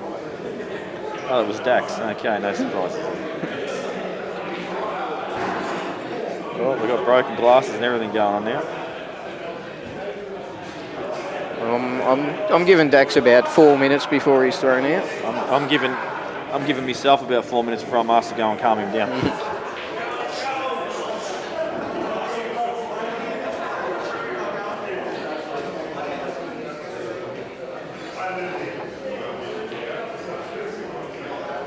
So Robbo plays the snooker. It's a good shot, that. Do you think just resting on this yellow is the shot? Because if Robbo couldn't do anything with one shot earlier, how could he do it with 2 if he's only going to waste one straight away anyway? I'm still analysing the Justin Brent situation. I don't really think that yellow over the pocket is an advantage. Yeah, we've seen this so many times, haven't we? The old. I'd rather that yellow out in the middle of the table. No, I'd rather not even be on the table. The old comfort ball can get you into all sorts of trouble, but it normally only gets you into trouble when the black is in play. The black is not in play here, so it's probably not that bad to have on the table. The thing is, though, It does mean that Justin can still.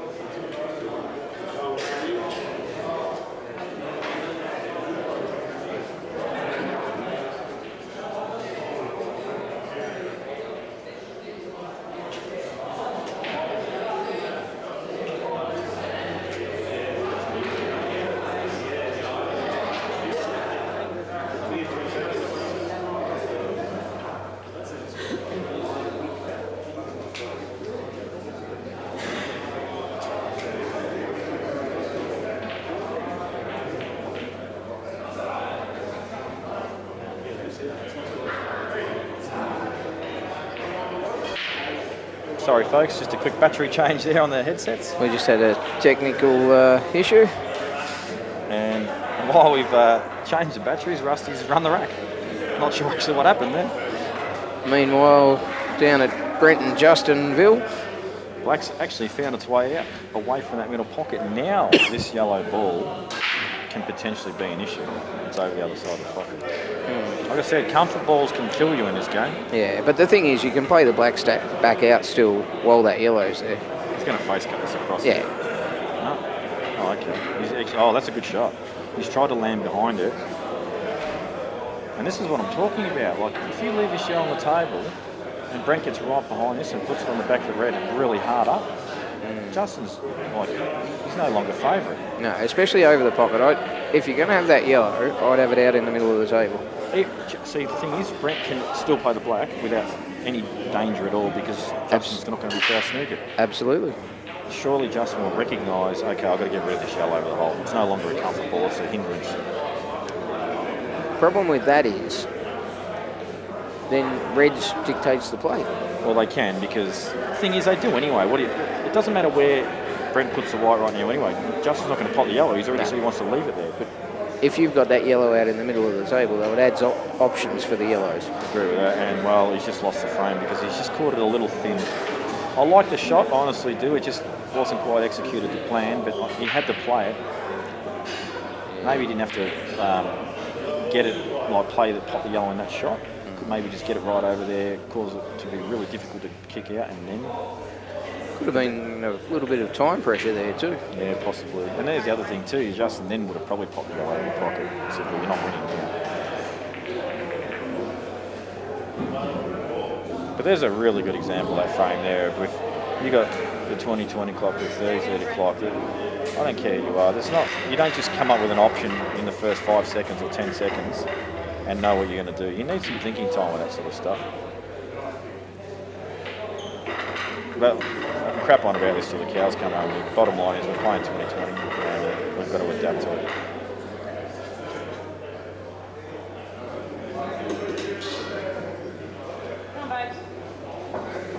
Robbo on yellows here, I believe, or reds? Reds. Both very nice. Wow, okay, that must have went.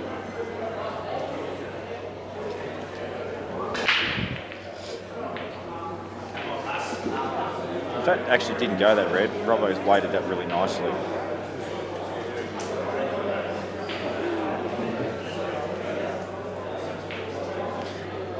Rusty is looking for an angle, I think. Oh, yeah, he's got it already.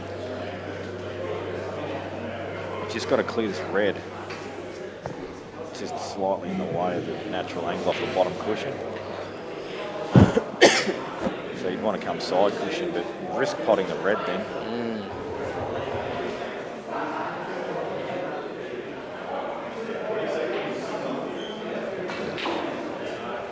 Similar angle. Now he doesn't have the... Okay, he thinks he can pot this. Off the bottom jaw, off the back of the red, maybe. Maybe this isn't in or over, Jane. It might be. It might be. You do have to screw off it. Yeah, I didn't think it was on. He's played with intent to pot that. He's actually overscrewed too, because he wanted to just play for the ball in the middle. Look at this. Mikey, look what's going on the other table. Tactical frame. Okay, well, Brett Rogers has tuned in and he wants some insight into the game, so maybe you can check out this tactical frame, Brett. Yeah, you tell us what you do. Well, whoever's on reds here, you need to get rid of that yellow ball over the bottom right pocket as soon as possible.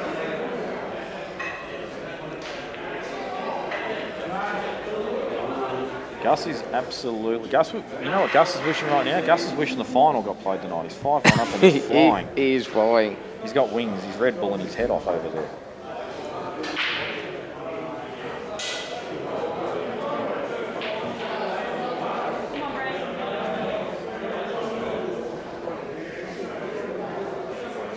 I'd just like to say, where's Franco?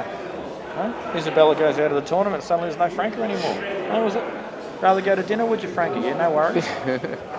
No, I'm just kidding, folks. So,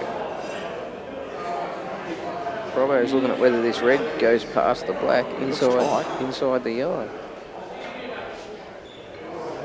It's in the middle though, surely. Flew in. Did fly. Well, he made it look like it flew in. Well, he did. He did well. So here we go. More ball on ball business. Insane. And, yellow on yellow here, Mikey. Well, I'd say so, absolutely. Last time Red to do one of these, he didn't execute it correctly. See if he gets this one right. He has got it spot on. So that's what you call change of guard. I'll tell you what though, you'd almost just give him 2 shots back. 2 shots back, yeah. Well, I mean... Oh no, I don't like this. I already see a bad way for that, because if you just leave the white ball there, you punch the ball near the rail, up onto the other ones that are clustered up, open them up, and then you've got another shot to go again. I don't think you can afford to take that risk in this situation. Can you afford to... I think get it out with a bit of side? Yeah, kick it out maybe, but his queuing might be awkward. No, he's gone your way. Well, here we go. Well, I suggested this way, but like I said, I reevaluated because I don't like the chance that you give your opponent here to be able to get these out. I like the fact that it's still early in the match. No one's flowing, so, you know... Jeez, Robbo's only hit by 2 foot. You're putting a bit of pressure on your opponent by doing that, so... There you go. Oh, look at this. Oh, wow. But this is what I mean. I reckon it's not the right shot. It, like you say, it is a big risk because... I mean, he's got the dream result there. Everything's opened up. Absolutely. He's going out in 1 now, Jamie. Exactly. Yeah, Robbo's won there. He's gone 2-all with Rusty. John Charles. John Charles, indeed. Were you here for the storytelling of the John Charles name? No, I missed that one. Oh, for those that didn't hear it from earlier on, this is the reason that John Charles is on his back. Before I do tell you the reason, we couldn't work out what it was, so I got Dan to Google John Charles, and all we could find was some former soccer player from Juventus, so we knew that wasn't him. Is it his middle name? That's his, yeah, that's exactly right. It's his first and middle name. Yeah. But there's more to the story than that. Okay. This is what I was told. It might be a load of crap because Dax did tell me, but it seemed pretty funny, so I'm going to tell it anyway. But when he used to play in these Harvey Bay comps and all that sort of stuff, everyone wanted to buy him in the Calcutta. So he wrote his name down on the Calcutta sheet as John Charles. And he used to run the Calcutta as well, and he'd just say, I don't know who this John Charles character is, and then he used to buy himself for $50 because no one had bid on him. And then he'd just go and win the tournament.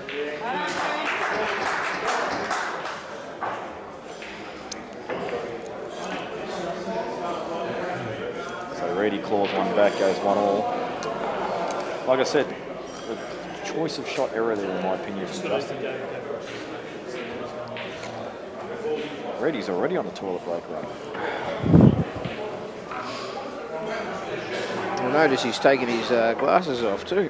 I don't know he wears contacts, so he might just be wearing contacts for this match. No, he had his pool glasses on before. Yeah, but I know he does wear contacts as well now, but yeah, maybe. It was actually really funny. I went to England with him one year and he was wearing those glasses all through, and then suddenly one match, he just didn't have them on. He didn't realise he was he was all over the shop, like he was just hyperactive as hell. He's a strange unit sometimes, really. Good shot there from Robbo, but what's he got? This is an ugly frame, this.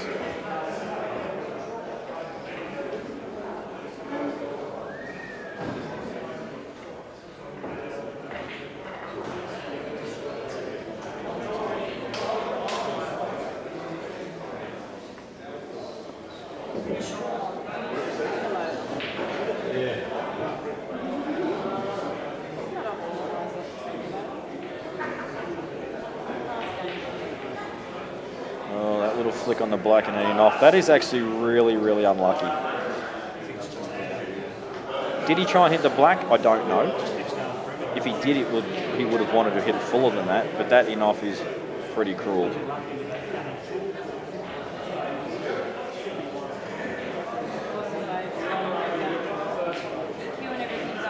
I don't expect Rusty to... These are still tricky balls, don't get me wrong.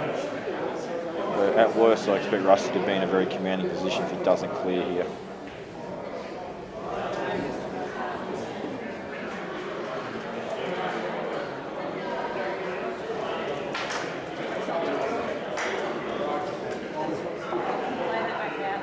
I'll tell you what, of current form in the room, Augusta, Georgia has to be the current Australian title's favourite.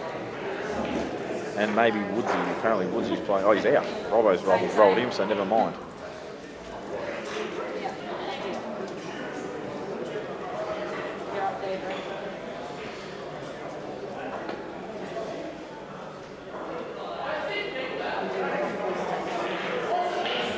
That's a great shot from Rusty, really. Absolutely. I think he's still carrying too as well. He's got a bit of work to do. He's got the 2 yellows on the side rail, but... What's the red logo on the back of the collar there? I haven't had a close look at that. Maybe we can get Dan with the ultra zoom. I don't think it's a floral emblem. It might be some kind of symbol for a past player or something. Maybe I'm not 100% sure. So Rusty's used that shot there to promote the awkward ball, but this is not unawkward either. You know, he's not landed where he wanted to be, close to the cushion, and probably not low enough down the table.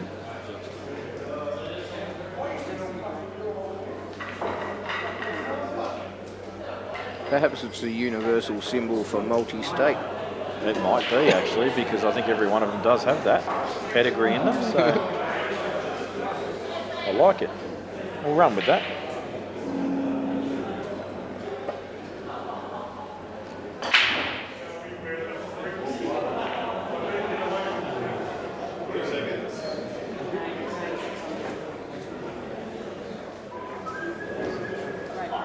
How do you like this for an idea, Pikey, for future?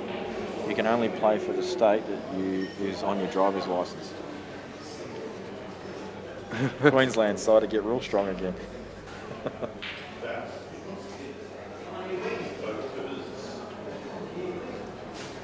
Just got a text in saying the red dot is a target for Nerf bullets, Jamie. Wow, that's a bad miss from Rusty there. But he at least can give himself an angle to try and get off the back rail into this black if he wants to, or to land behind it and play it up the top corner in or over Pikey. With the intent to pot. With the intent to pot it, that's right. He's going for the kick out. That's a good shot. He's still going to playing at top corner. He will be playing this at a pace where if he doesn't pot it, it will sit over. He will be playing this to give the pocket every chance to take the ball, Pikey. And he's played it well. Didn't even touch the sides. Commonly referred to as in or over. But thought of in a less negative manner.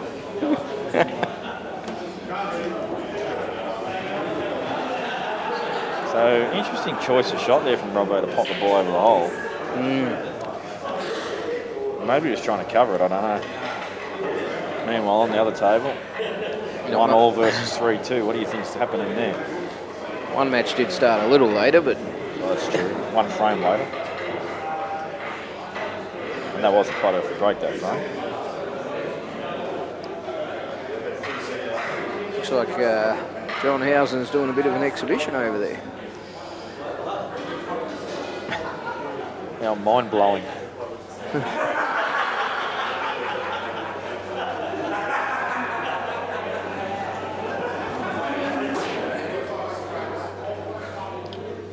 Well, he's just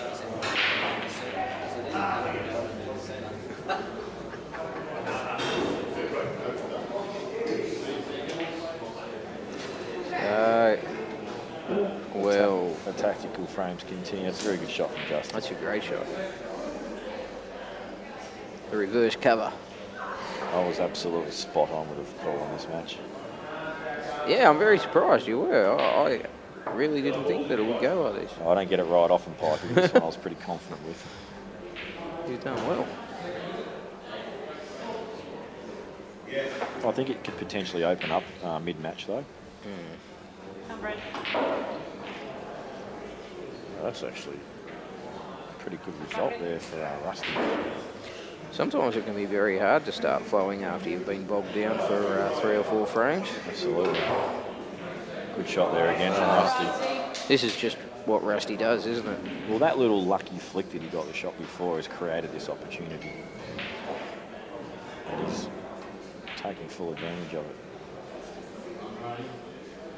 But this is danger signs from Robbo here. If Rusty runs this rack, Rusty will be up and about. Yeah, he'll definitely let everyone know about it. You reckon he'll do the come on? I think so. Maybe. And I reckon this black goes left middle as well, so he can screw off this and just get himself an angle just to drop it. Yeah, there's a bit of distance between that red and black. May even...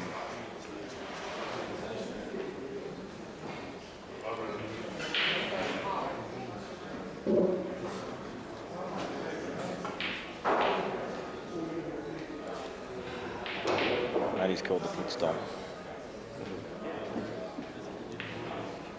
Oh, did he? Oh, you got a boom. Oh, he's missed a yellow. He's tried to hold the line. He didn't need to. Wow. That's a let-off and a half for Robbo. He's just got to capitalise now. Well, there's an easy snooker over there, but the yellow's over the hole. No, I think the better option is to pot this. It's a shot to nothing, and then you play the ball on the bottom rail. Just tap Absolutely, because if he just plays that other red with the yellow over the hole, big chance Rusty's going to come off the cushion and pot the yellow. The thing is, he wouldn't have a black at least.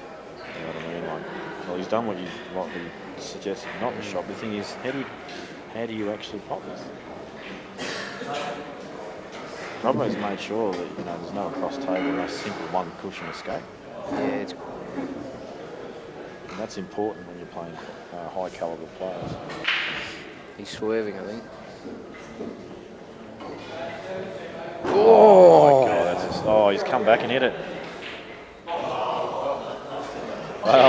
Wow!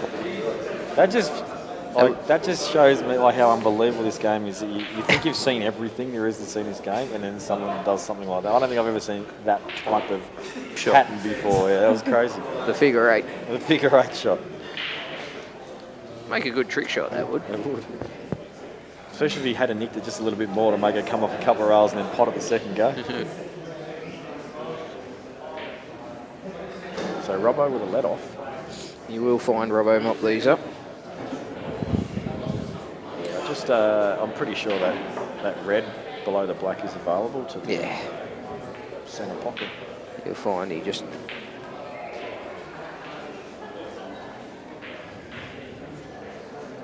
Probably slightly shorter pace there by, like an inch, because I think he really wanted to be coming down to the bottom cushion on this shot, but he might still be okay. He can probably top through and get down there okay.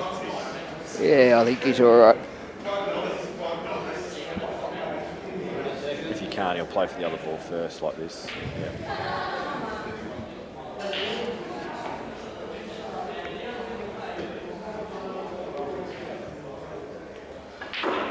Oh wow, he's gone into these. Do you know what that tells me, Pikey? This ball in the middle might not be on. No, it is. Definitely is. Playing it now. Just surprised he did that. But I guess there was a 2 shots, no risk factor involved. Yeah, he couldn't go in off or anything. It wasn't a...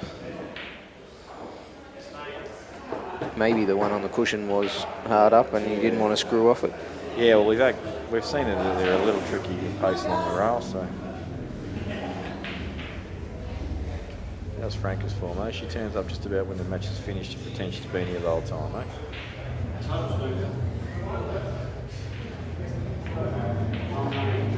Yeah, he was overplayed that a touch, but that's why he's got 2 shots, I guess. He'll still try and play in one, I would imagine. No. No, he's laying up. Fair enough. No dramas there. So 3-all. This is sort of a scoreline I would have expected after 6. Big difference, though. 4-2, 3-all. Yeah.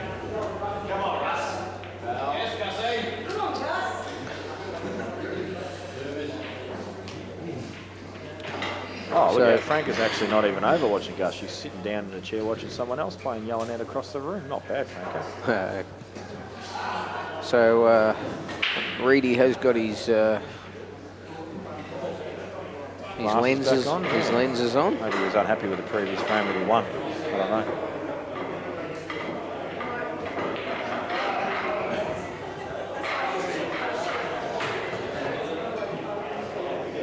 Tell you what, surely he's not going to kick these out. No, he's just going to drop this over. He didn't want Justin to pot it, so he's played it wide. I don't think it makes that much difference, to be honest. Even if it had gone over the hole, Justin's still just going to kick the red out. He was never going to pot it.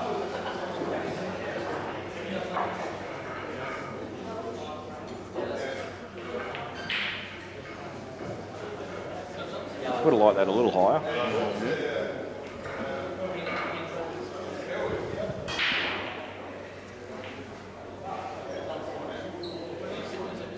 So Reddy's just going to try and smother it.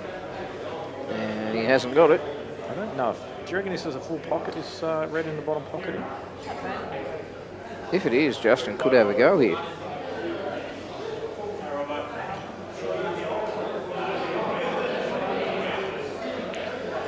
I like that. That's a smart shot. Don't take any risk by accidentally flicking the yellow and putting it over in the way of the red. Absolutely. You've got control. Heaps of players would try and sneak that ball in front of the yellow and then clip the yellow and then block your own red, and then suddenly your opponent kicks the ball out where the red is over the pocket and you're behind. Yeah, absolutely.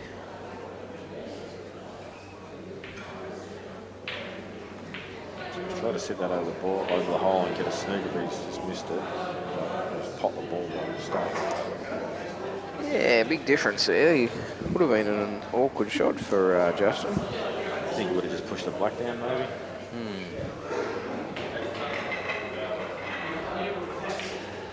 Rusty with the crossed banana. That's a good shot. Well, he's actually been a little unfortunate there by leaving himself Chinese snookered.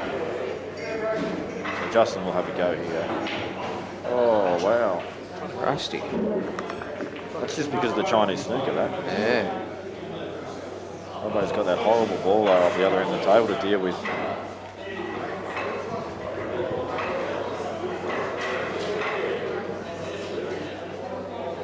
So can Justin squeeze this in? Yes, he can.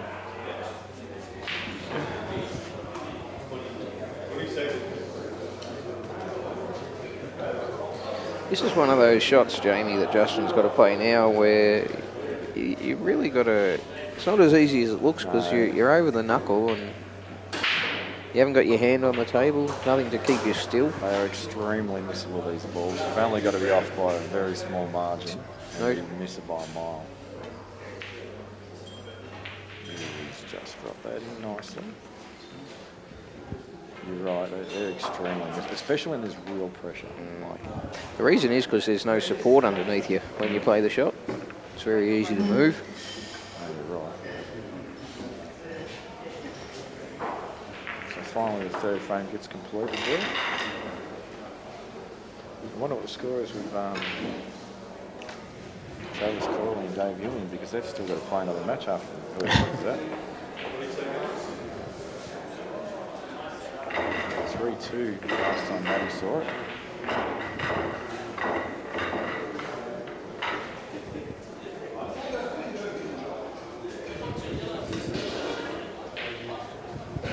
So score updates on the other two matches that are in play at the moment. Dave Ewing is 4-3 up on Travis Crowley, and Augusta Georgia is 7-1 up on Marcus Jackson.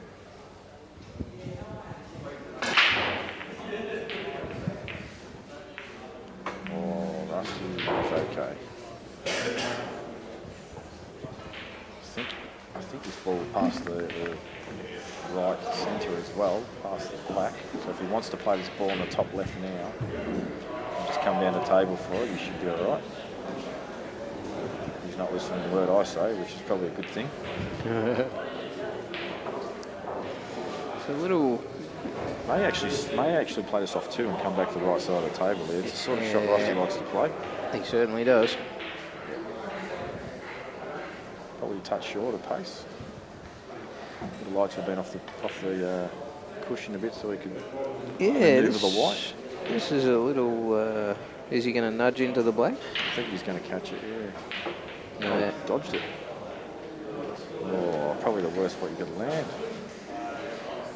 I still think he pots this, Jamie. Top right. Yep. He's loading up. What's going on here? That's what he does. Oh, he's missed that by a mile. Nearly doubled it.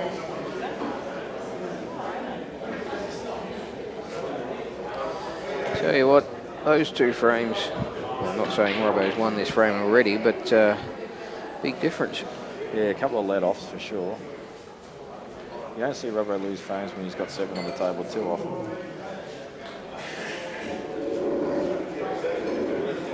And I think he'll be looking to attack this frame from this shot. Well, maybe not now, actually. I thought that was a volley cannon. I think definitely didn't get where he wanted to on that.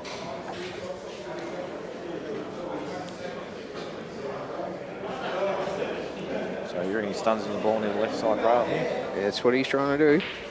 No, he's not. Screw back. I reckon that's bit on him and he's got into it too much. And he's way straight on this ball now. I'm actually thinking he did try and cannon that ball on the rail, but like I said, they've been squaring up heaps off the screw maybe. shots. Maybe. They're squaring right up, like they're really biting hard. I've had a lot of trouble with it so Yeah, far. the tables are picking up the spin extremely well. Which is great when you want it. If you're trying to judge a stun shot, it's not got to go 90 degrees. It's a bit tricky.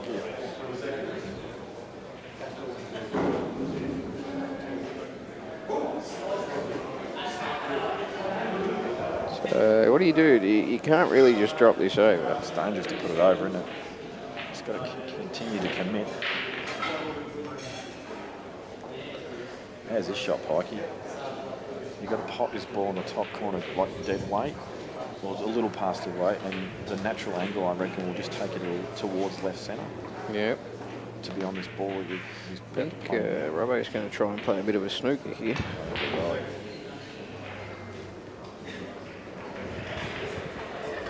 That's not a snooker. Not an easy pot for Rusty either, though. That's true. I think he actually wanted the white ball hard up on the rail, maybe, too. So Gus is 181. Gus has demolished. Oh, he's gone for a markers. And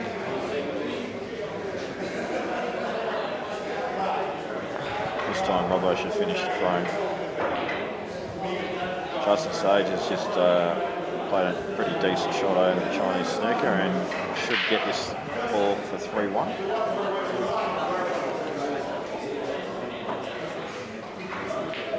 Oh, can't. Jeez, he twitched on that hard, didn't he? wow. He really twitched on that. I think you should have played that in or over, Pike. No, absolutely not. But yeah, you just don't expect that from Justin. Yeah, we got that.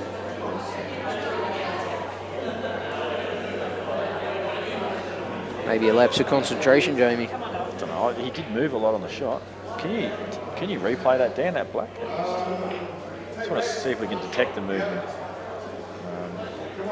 Good for the viewers at home to, like, you know, maybe you might move a little bit on a shot. We all have moved on shots at one point or time when we've played pool. No matter who you are, you have moved on a shot. I think I do it every shot. I think I do it every second, maybe more frequently than every second. But when the whips are really cracking, it's that little bit of head movement or the back arm movement that will get you every time. Good shot there from Robbo. Oh, he smashes the table. Look at this. That's an early smash table. He's done a mini McMahon. Okay, look. Oh yeah, he brings his arm out of touch. His elbow moves out to the right a touch.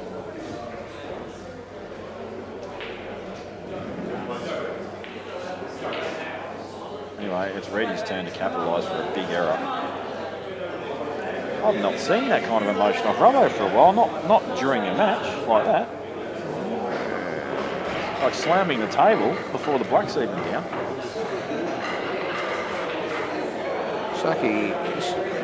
He's lucky the team manager didn't see that, Jamie. Yeah, absolutely. He would have told him to grab that cloth and hold on to it.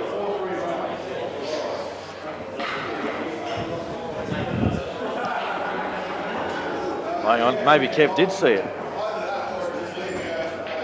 4-3 to Rusty. Us to Robbo. Did you see the table slam? Robbo slammed the table. Kev, you better get into it. Yeah.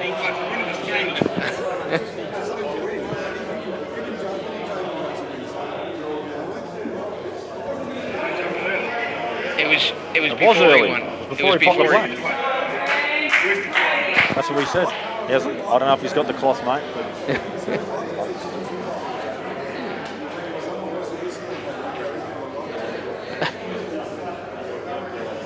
Alright, so Reedy with an elementary yellow-black here. Oh my, well. Oh, he's underhit it. Or overhit it. Or overhit it, depending on how you look at it, yeah. I think it's still a cuttable, but just a little bit trickier than he would have It's not liked. what you want, that's for sure. Where's that white ball? That's fine. Alright. He's actually controlled that very nicely.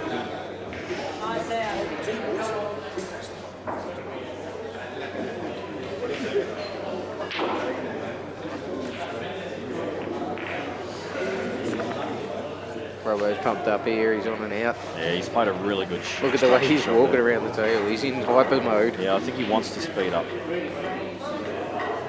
He wants to get flowing. I think he's detected that Rusty's not super. He's not super settled. I think Robbo's just fired himself up is what he's done. Yeah, well, he's actually really good at shifting gears too, Robbo. So, for those that don't understand shifting gears, it's when you feel like you need to make a change in a match, so you'll do something to make that happen. Some people want to smash a ball in 100 mile an hour to get themselves going. Some people punch a table like Robbo just did after he had a good pot to get perfect position on the black. Other people will slow a frame down deliberately to change the speed of the match or the momentum. It's all about shifting gears sometimes if things aren't going well for you. And there are also your horrible ways of shifting gears by constantly causing stoppages like toilet breaks and no offence, Benny. I can't even think of any because I just don't do that crap. But I'm sure there are like getting white balls clean non-stop, or just stupid things that don't need to happen. Saying things to your opponent, to get under their skin, just stupid things that are unethical in the game. Yeah, I think there's a big difference between trying to G yourself up and trying to put your opponent off, isn't there? Yeah, there is. But there are people out there that do it, and that's the sad part. But I think, overall at Australian national level, we don't really see any of that. Go to the world titles, you'll see a different picture painted though. Some of the teams over there, I'm sorry, I'm not going to say any team names, but absolutely disgraceful etiquette. Something that should be addressed by the world body, in my opinion, because they know who they are. Okay, ready?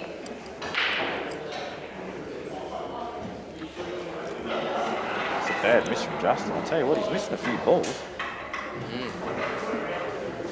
Not left where I guess where he's got the bottom ball on the bottom left there. Robbo with another chance here. Yeah, he's Black's a little tricky, but all the rest are on. I think his ball on the right side of the table, in the middle of the table. He was just looking at whether the black passes the yellow. Well, if it does, it'll say 9 ice to this frame. Just wants to screw, like just off straight, play for the other ball on the cushion, just like that. It's a nicely controlled shot. Probably slightly under hit, want to be a little straighter. It's pretty good though. Right shot. Hey, he's still happy with it for sure. Come on, Ray. Optimal is just a touch straighter. Come on, dog. So then you can just force stun rather than you've got to sort of get a little bit of side on this just to pull it up the table a bit. On the right, see what I mean? Yeah, just that made a fraction of a difference. Yep, not the optimum position is now putting him once again out of optimum position. Should still be okay, but it's just the sort of things that if you want to, you want to scrub up your game and make it 8-1, you want to make it Mick Hillish. You don't see him land on the rail like this, hardly at all. And the problem is now, if he just drops it in, he's pretty straight on the top red, where he wants a bit of angle. I think he'll actually give this a bit cover side rail, about a foot. Yeah, but he's queuing off the cushion too. So This is okay, so he's got good angle now. yeah. 2 foot he's come off almost.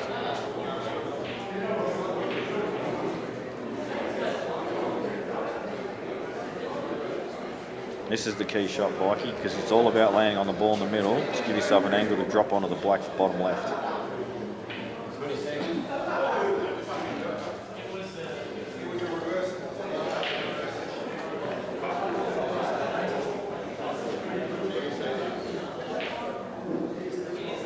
And that is under hit. Now he's got to come up and down and land on that angle. That's a really poor shot. I'll tell you why that is a poor shot. It is better to go too far, and then at least you'll be on the ball on the right-hand side, and then you can readjust your positional shot for the final ball screwed back. This way you've got to go up and down, much harder shot. He's got to land precise again now. Oh, he's going to catch a jaw. Not buzzing you around. Unless this does go in the corner, then we're just going to look like idiots. But even then, he's still not ideal. He would have liked to come up a bit further. Yeah, this must have go because he's lining it up. He did check it out right at the start, so... Well, I just feel like a goose now because this is not too bad.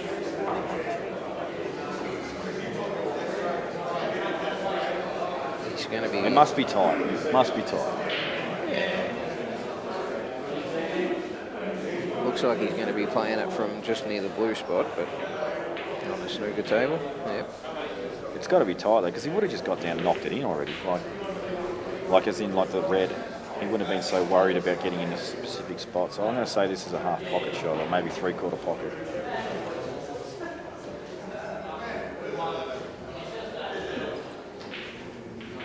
Will there be another fist bump?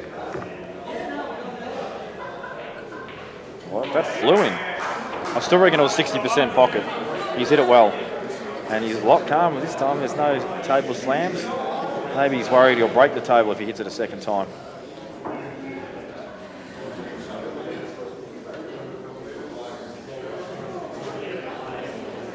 So as predicted, Pikey, Aranga is in front.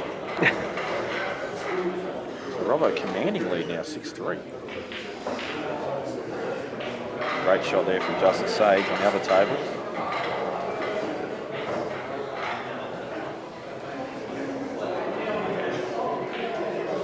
Surely doesn't miss this black Pikey after the last frame to allow Brent to go to 2-all instead of 3-1. It's a big difference.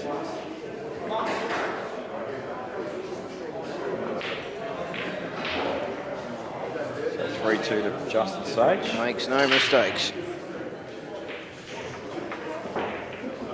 Another big break from Robbo. And I'm pretty sure this red goes. So this should be another rack run here. It's all about getting neat on that ball on the top end of the table to come back down. I tell you what, if he is on this one on the left-hand side, I'm sure he is. I'm sure he is. I'm trying to screw back to just past where you are now and just get down to this bottom ball as soon as possible. He's going to get rid of it straight away. Getting down there now. That actually tells me how much that red flies in.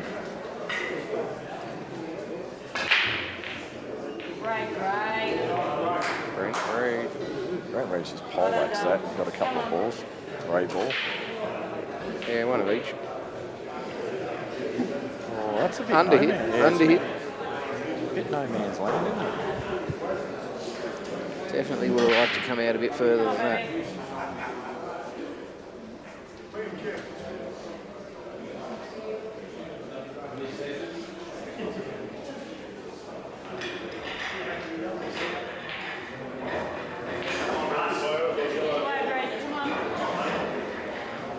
Shout out to James Geordiaz, who's watching the stream.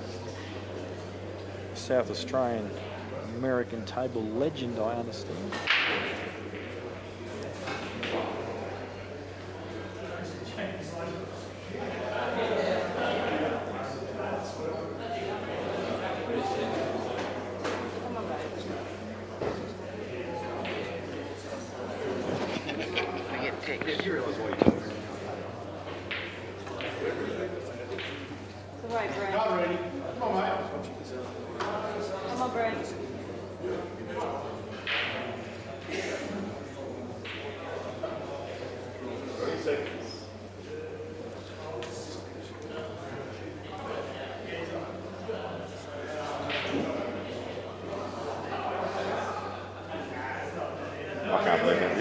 This has turned around from chopping up a shot and out. Suddenly he's just got no control at all of this front.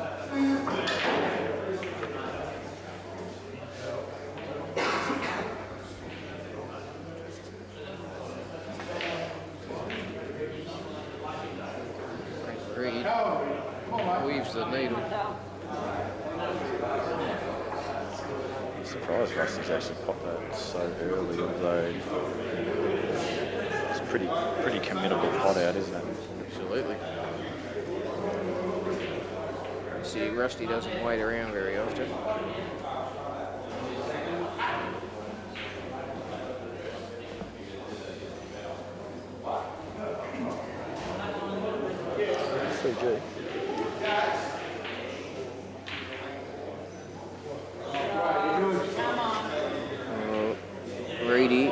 no good there. No, that is NFG by a long way, that one.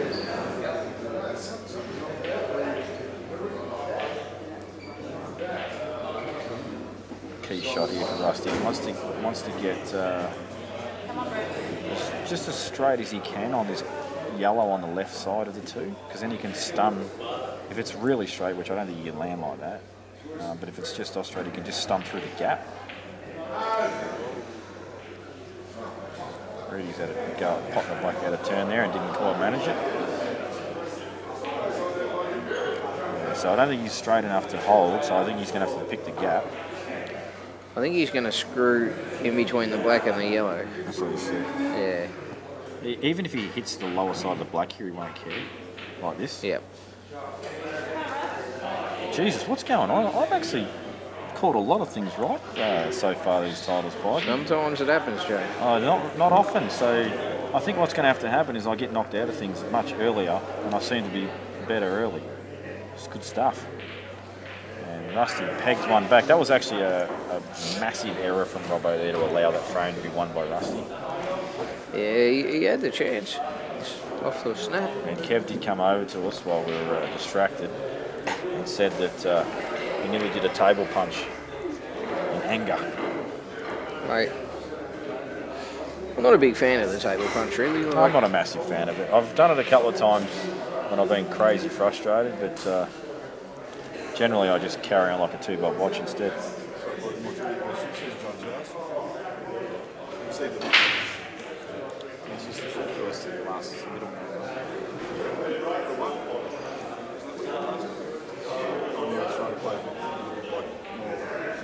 I'll tell you the story later.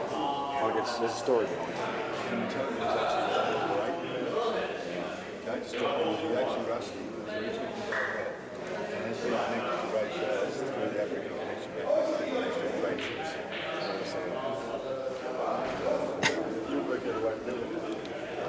I've just been informed, folks.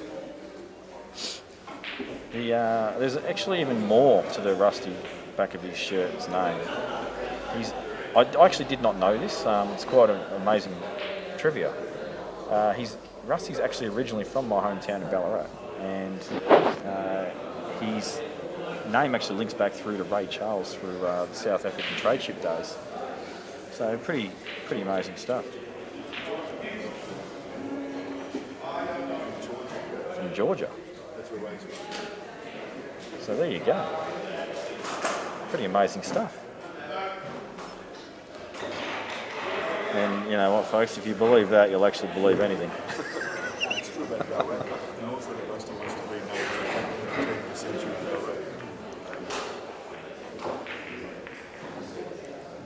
Shake of the head from Rusty, but this doesn't look too bad. yeah, the ball just went across the back cush a bit. Made things a little bit harder. It's a good shot. I probably would like to come back slightly more, but I think he's okay here.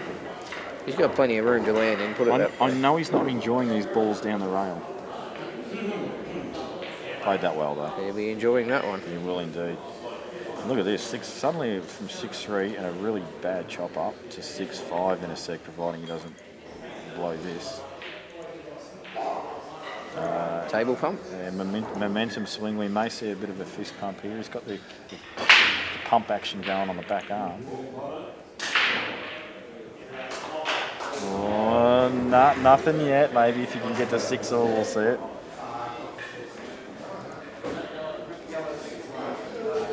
Sometimes you'll do that. Come on.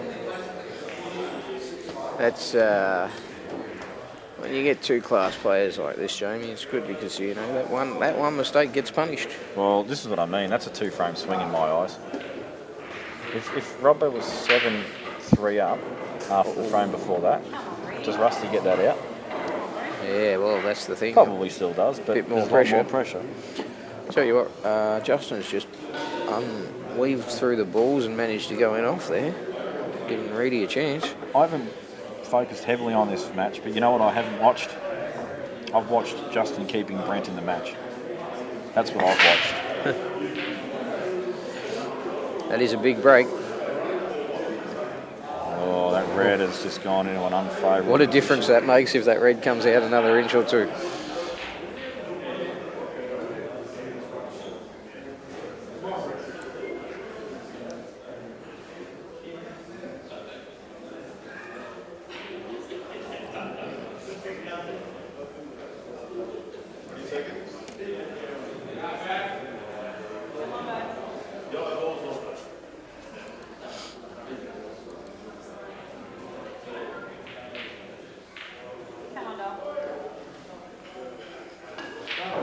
Big opener there from Robbo.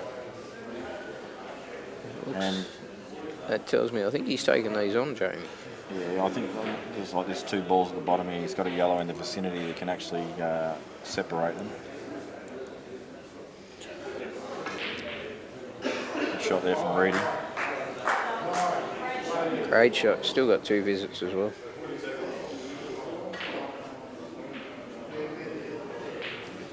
Dave Ewing and Travis Crawley are 4-all, and Travis is on a tricky-ish black to the corner,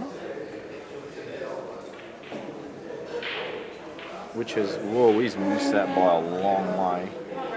So advantage Dave Ewing to potentially go 5-4 up. I missed what Robbo did there. What happened there, mate?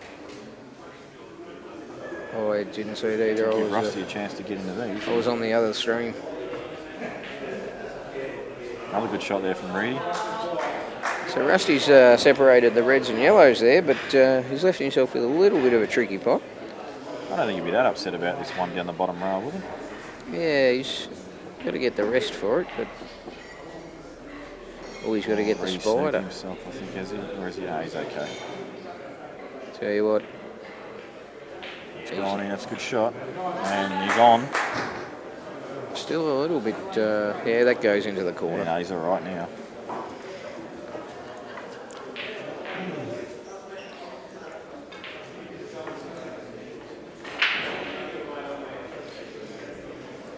I don't think he's actually got the greatest of angles here. You may see him just stun back and play the one that's closest to it long to the bottom right after this. Yeah, just like that. Something's really scary tonight. I'm getting a lot of stuff right, folks. I know you're not used to it. Well, this is a big difference. Like, the momentum's with Rusty now, Oh, Jamie. it's massive now. It's huge. Robbo's actually chopped up pretty hard the last couple of frames. That's a super shot. That is an excellent shot. He makes the kiss sound. Now we might see a come on or a fist pump. There it is. There's the come on. I knew it wasn't far away. You just need to level the score up. He's starting to freewheel. Yeah, this is a dangerous moment for Robbo. This is where Robbo needs to do the Ben Noonan toilet break.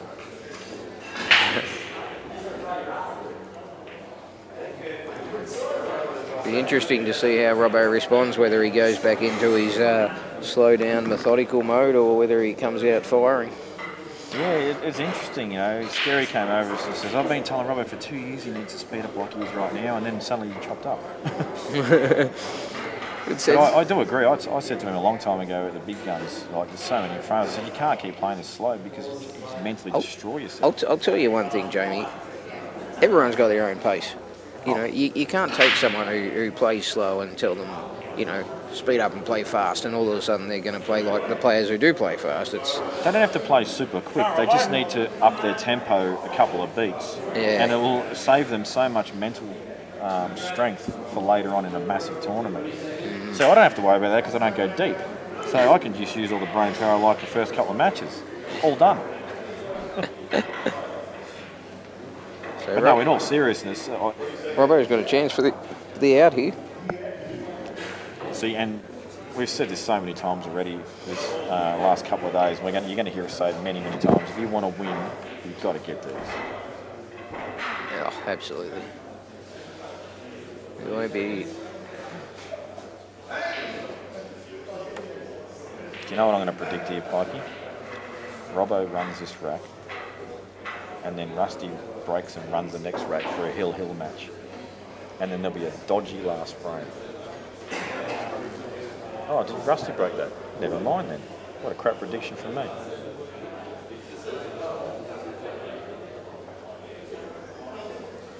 You know what? He hasn't come back far enough with that. This is actually dodgy. You can't stun run through the gap. Ideally, you want to get the white ball between red and black here, but I don't know if you can get through it.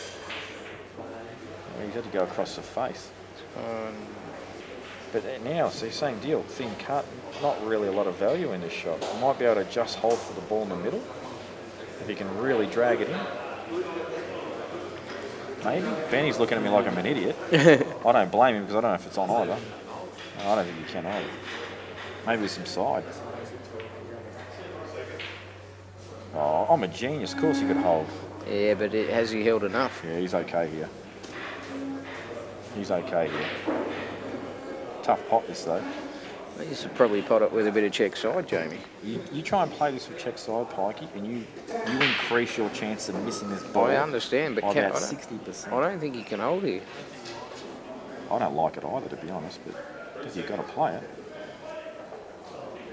The check side should kill the white. Yeah, no, it's not the holding of the white he's worried about, it's the white going too low. He wants to be straight on these balls. See, I'll tell you what, if he's played for that, what a genius. Nah, I don't think so. Nah, he's having a bit of a smile there, he doesn't play for it. I actually think he tried to cannon a yellow, full. Oh, she's just going to try and go with this, is it? No. Oh, that's not bad. It's good shot. Pretty good, pretty good. Smart shot from Rusty. Didn't have to do anything fancy there, just hit the ball and leave him off the yellows.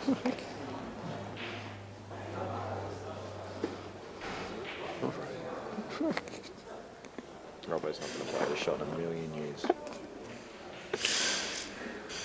He's more likely to come off the side cushion and try and hit the bottom yellow than play that shot. Yes. I've been getting to everything, I suppose. This is not the worst, Jamie, because he doesn't leave too much. Oh, he's left the red. You want the ball on the bottom rail there. Yeah, he's left the red. But he's actually just had a full bloody go of potting. Can't blame him. Off. I thought that was dodgy. It looked a bit dodgy. But yeah, look, Rusty should get these. It's a little bit of work. So if Robbo does happen to go and lose this match, he's just going to need to question why he started to chop up when he had a 6-3 lead. No, I mean, he's got to ask himself that question. Why did that happen? What did he rush changed? it or yeah, I'm understanding what you're saying. He's just pushed that black down a little bit further, but It shouldn't be a problem, but yeah, you're right. It's potentially a hazard later on, depending on which path he takes. That's a smart shot. That's insurance. Killed the yellow. The insurance shot. I actually appreciated that shot a lot.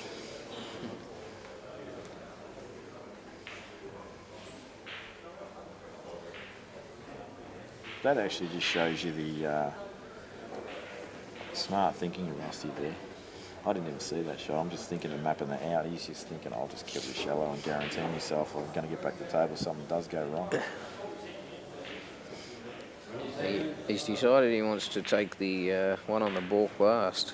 Screw back. Yeah. That surprises me, actually. Well, it gives him... He's coming straight back down for the black, so I suppose it's not... Good shot from Justin on the other table there as well. Good black. He's got the perfect angle here to screw straight back. Yeah, really, I mean, he's got a gap of 2 or 3 off feet that he can land in to still be on the black. I think the most important thing is don't be hard up on the side cushion. That's good. Queuing over the corner middle This will pocket. not be a problem. He will not miss this ball.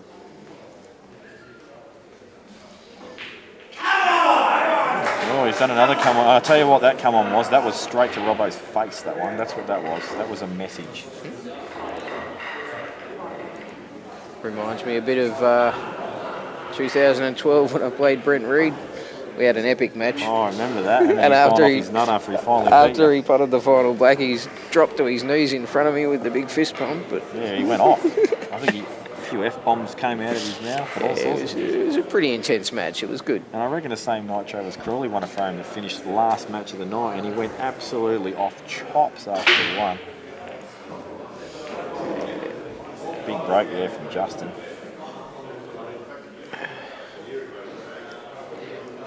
So Robbo, you need to stem the flow that Rusty has at the moment and minimise the errors.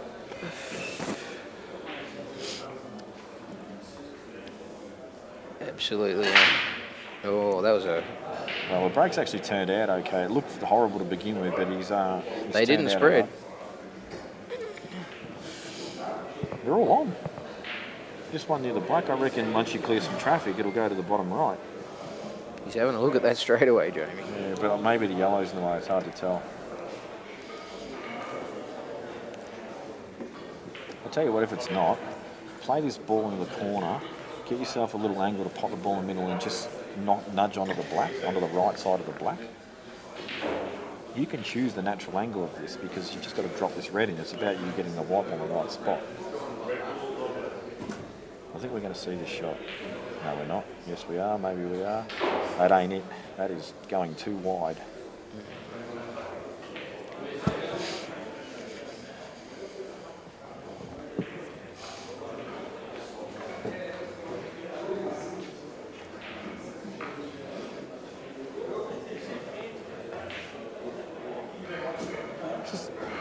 I'm actually not sure what the game plan is now after that. You play this plant down the bottom, and you cover the hole that you need. We don't know what sort of shot you've got afterwards, so he's actually decided to play the 2-ball cover. He's hit it deep short. It wasn't an in or over, was it? I think he was trying to cover the bottom side of the pocket, have 2 balls there. Jeez, I don't know about that shot. Yeah, he tried to play the combo. He put it all on the combo, really.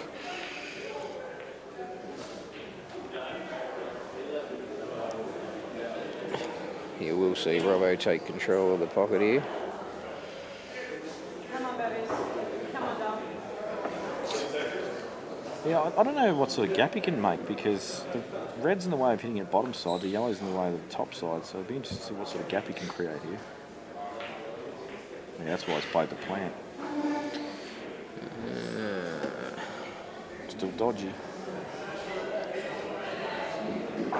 Do you think he can play this red off the yellow pikey? No. I'm not looking at going out here.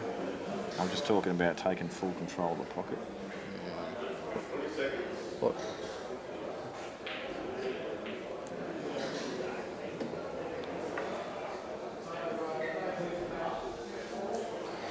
I think that's the key. He needs absolute full control here because He's played the shot I've said. Harder than what I would have done it, but it gives Rusty the play that one down the back and cover. But he's got to be careful because the way the balls are all jammed in that corner, there's plenty of options for Robbo to play back at him, ball onto ball. yeah, exactly. So he's kept him off so he can't pot it. Come on, doll. He's deliberately played that in a way so Robbo, it's very difficult for him to pot the yellow. Yeah, I agree with you there.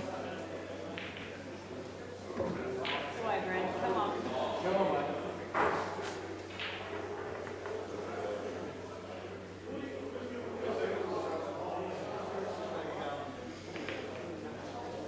Oh, that's not ideal. He wanted to pot it. He was really trying to pot that yellow then. I think there's still a gap, but that yellow's on the deepish side of the jaw. I'll tell you what, there's a lot of cheering for Reedy's shot over the hole there, but I reckon the red flies inside that yellow and opens it up. So Whoa! What the... I've just missed what happened there. Rusty's tried to thin slice the yellow across to the corner and hit it super thin and barely moved the yellow.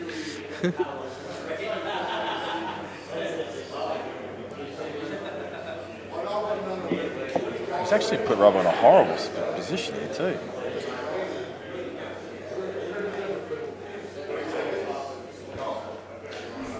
I'll tell you what, if there is a way Robbo can pot that yellow, he could be back in the frame.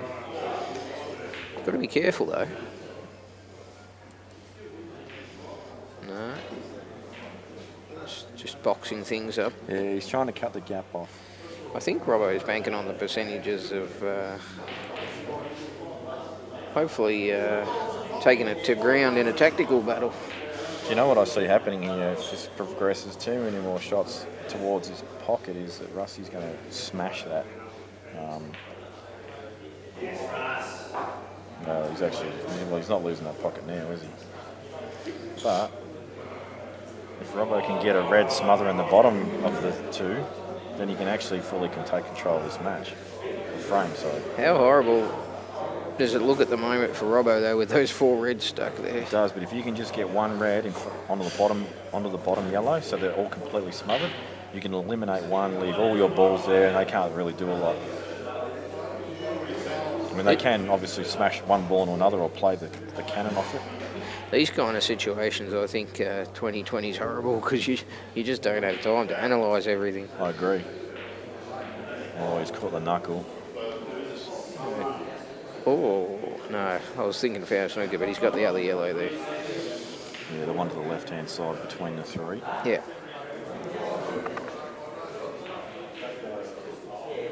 Yeah, he's just said, have a look at this one, Rusty, you idiot. It's worth a call.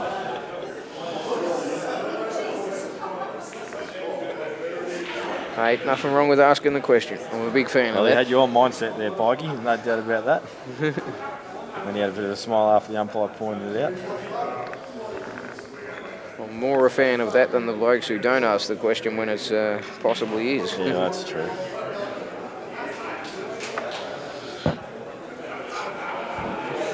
Don't mind that shot there from Rusty. It makes it really hard for Robbo to get that smotherage.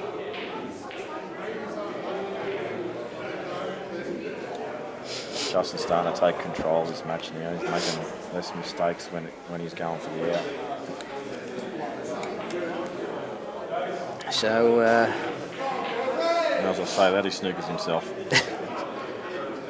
I'll tell you right now, he is just all that's going on. I'm not kidding you, Pikey. He's just doing his best to keep Reedy in the match. He is absolutely annihilating him. He's getting to the winning post every frame and then just giving it back. Reedy's got to feel blessed right now. Rogers.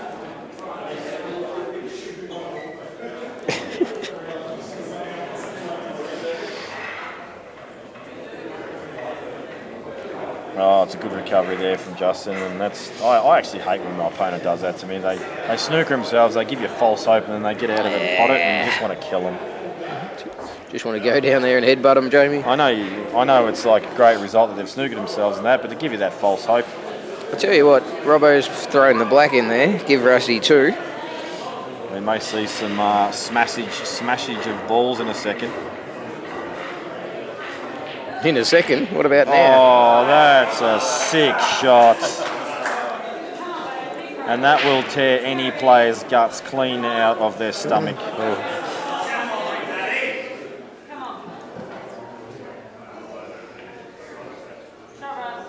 That's actually a crap shot compared to what he's just played. But look at the control now he has of this frame. I don't like that because he just pushes it back across. No, absolutely. If I'm Robbo here, I want to put this yellow right on the back of the yellow. You mean the black? Yeah, that right on the back of the yellow. That wasn't a good shot from Rusty. Horrible shot.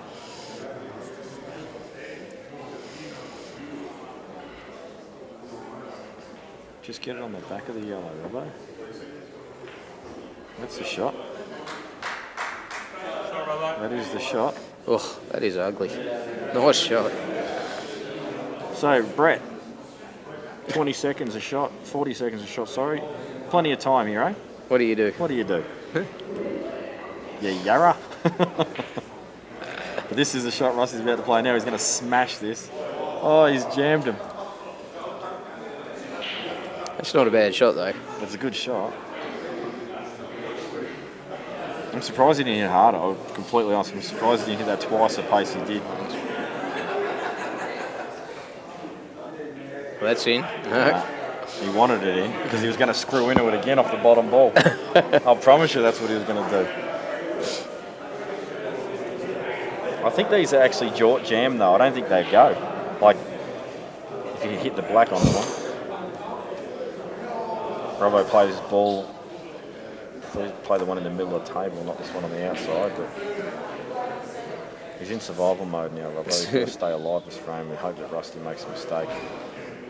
Rusty's going to try and open this up a little bit. He doesn't want to get too impatient with this. He's got absolute control of this frame. Don't need to do anything too stupid. I like the idea of just doubling this red out again. Oh.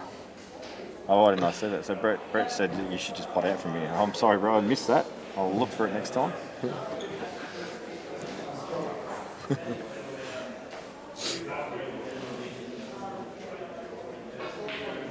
I wonder, and this is what Robbo's contemplating right now, can he play the red onto the yellow that's the top of the two and pot the yellow and not leave the other yellow on?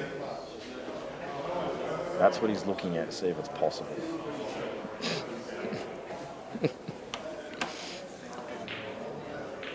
Just said that, but I don't know if it's on. Don't know if it's on. So here we go. I'm just wondering how much he needs to give this, because we saw Rusty hit these with a bit of pace early and they jawed, but that was from the bottom side of the table, not the top. So Robbo's just going to keep smothering. If I'm Rusty here, I'll probably come off the back rail and just flick that red out.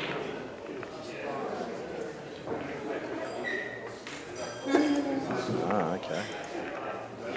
He's opened up that side of it. It's a good shot.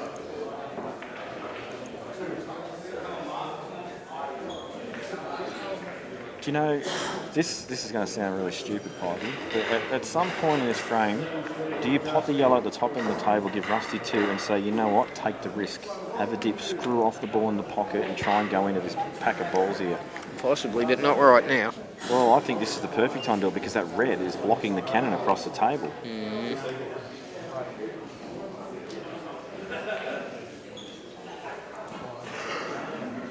And like I said, unless this yellow is potable, the one on the top of the two, I'm sure the bottom one's not, because we saw Rusty hit it reasonably pace and they just jawed. Robbo's pushing this red on top of the black, isn't he? Yeah, he's got to smother even more now. But I like the gap there. It stops that shot that I was talking about earlier. Yeah, he's blocked off the gap again that Rusty opened up.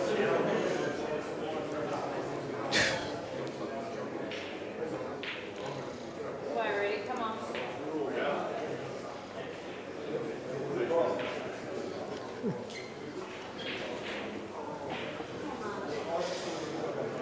Yeah, so Hang on, there's a red missing. What happened? Oh. Take me off the screen for 1 second. yeah, Robbo covered the gap that Rusty made before, and then Rusty potted the red.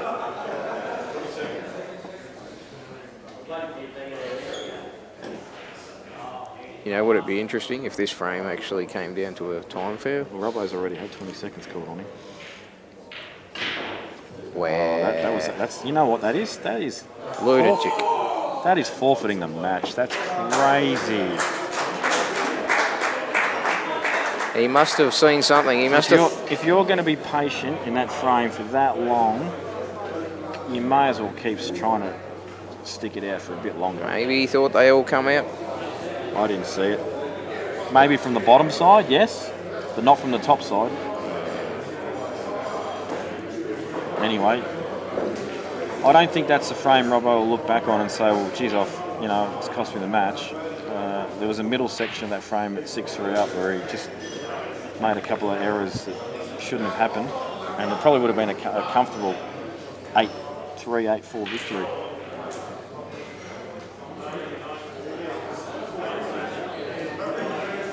Justice Sage has quickly run to the hill as well. How did he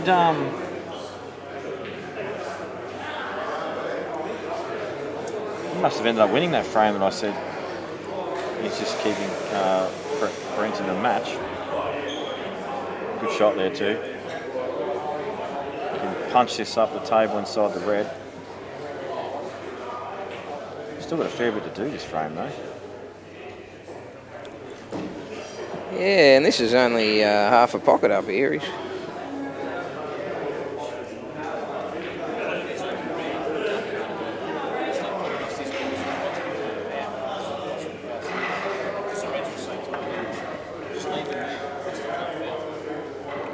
When I said pot the yellow on the table, like 8 shots before that.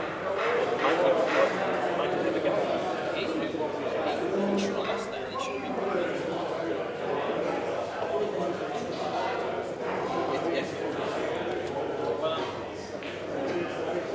great shot there. And he's just been a little unfortunate covering the red. Gus is absolutely buzzing. Yeah, right on, mate. Gus, just a quick question, mate. Would you prefer it if the entire Australian Tiles singles was finished tonight? The way you're flying at the moment? No, you're a bit tired now? You can barely stand? Okay. Look on the right side, mate. If you fell down, it wouldn't make much noise. And it probably wouldn't make much difference too to the how tall you're looking, but so Gus says, no, I'm done for the night. I'm happy to not play any more tonight, which you won't be anyway. near the end. Yeah, this singles format's crazy. Gus is in the last four and he's not happy with the way it's happened, so that tells you something.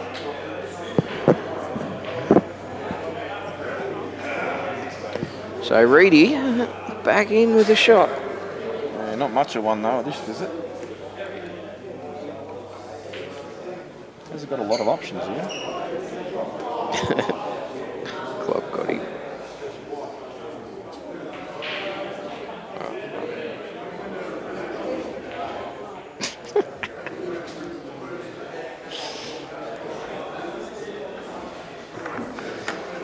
I'll tell you what, it's a real shame we don't have like a Twitter feed going across the screen or some live comments, because Brett would be having a field day right now. Can't believe he's not on the YouTube chat.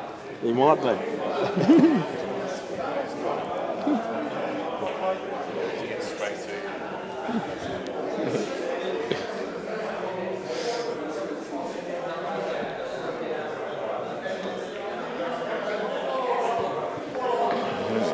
Justin has just put the clamps down, making sure Reddy's got no simple shots. He's got to work for his bacon. See that shot, Brett? Shot of a grinder. And if anybody know, he's ready. Ready. Ready.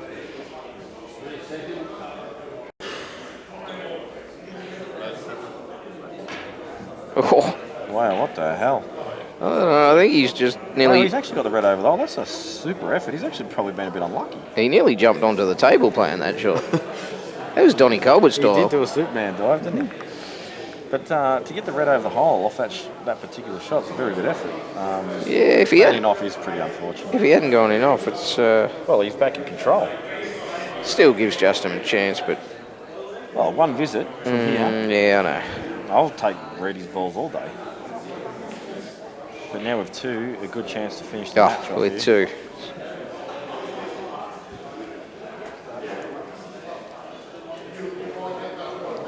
I'll tell you what, folks, I'd love to commentate the winner of the Travis and Dave Ewing match. Oh. But I actually want to have a hit.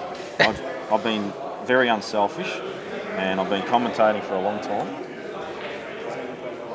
Oh, okay, so that match isn't going to happen, guys. Ricky's actually going to play him tomorrow, which is a good call. I mean, it is 20 past 10 now. Although we don't have to play until 6 o'clock tomorrow night. It's not that big a deal. Dave Ewing 6-5 up at present.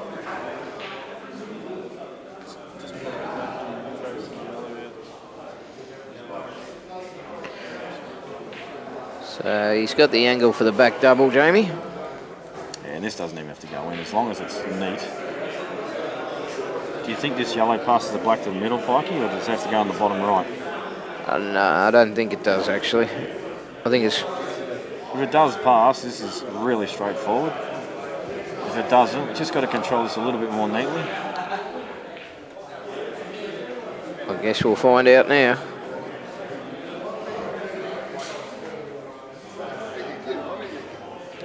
I mean, he's just got the stun up to the top right corner if he wants, and then the combo. I wouldn't stun this, so I'd run it through. I don't want the white ball going into the black. I want it coming down the table. Yeah.